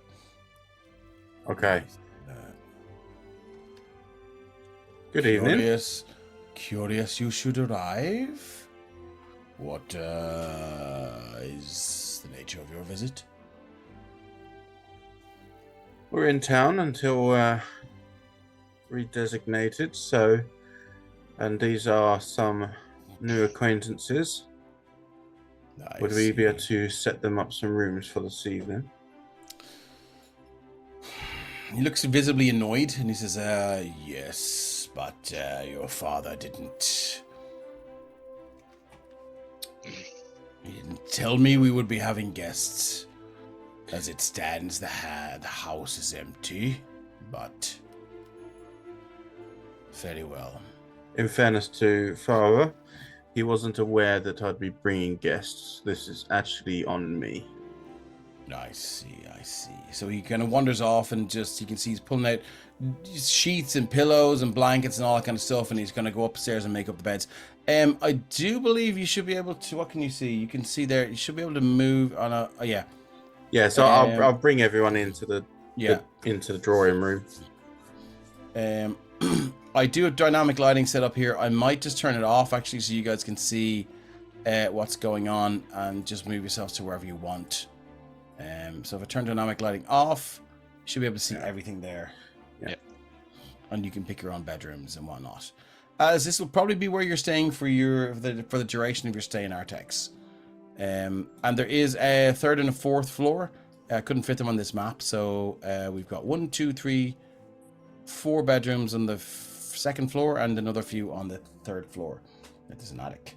One thing I've just asked the servant though is, where is mother at the moment? He looks at you and his head cocks. And he's... Wine country. Oh. How long has she been there? Well, she left when your father left. Said she received an invitation. From? You know, she's from Radolf Estate.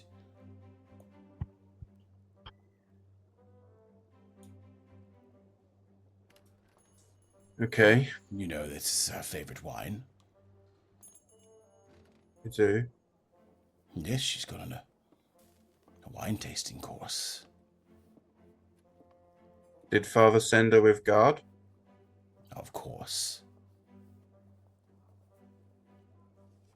Would you mind having more guards sent to her for my benefit? Well, I mean, that would be... All of your father's guards are gone with your father and your mother, so if you wish to approach the temple, then we'll hire some folks. And certainly your prerogative, sir, but... Okay. Thank you. Oh, I might add that there was a special bottle of Radolf Estate delivered to her right before she left. Do you still have it? The night before she left. Yes. Could you retrieve it for me, please? Certainly. While he's going to get that, I'm going to say to probably Lemud, because I'm assuming he'd be there as well still, and Ren. Lemud is very irritable at the moment, but yes, he's there. Yeah. Once he comes back with this, would you mind checking it for me? Yeah, no worries. Give me 10 minutes on each. I can detect magic, and then I can also identify if there is something on it. Okay, thank you. Do you think it's Valder? It seems very coincidental that they've both been sent in different directions. You wouldn't be half wrong. You don't have a spell of like where you can. I've seen it before where people can speak to people from a distance. Bring your mic back in a little bit, Carrie. Oh, sorry. That's Iran's okay. asking him. Yeah, Iran's basically going to be like, you don't have sending, do you? I do. I'd have to re-prepare myself for tomorrow for it, though.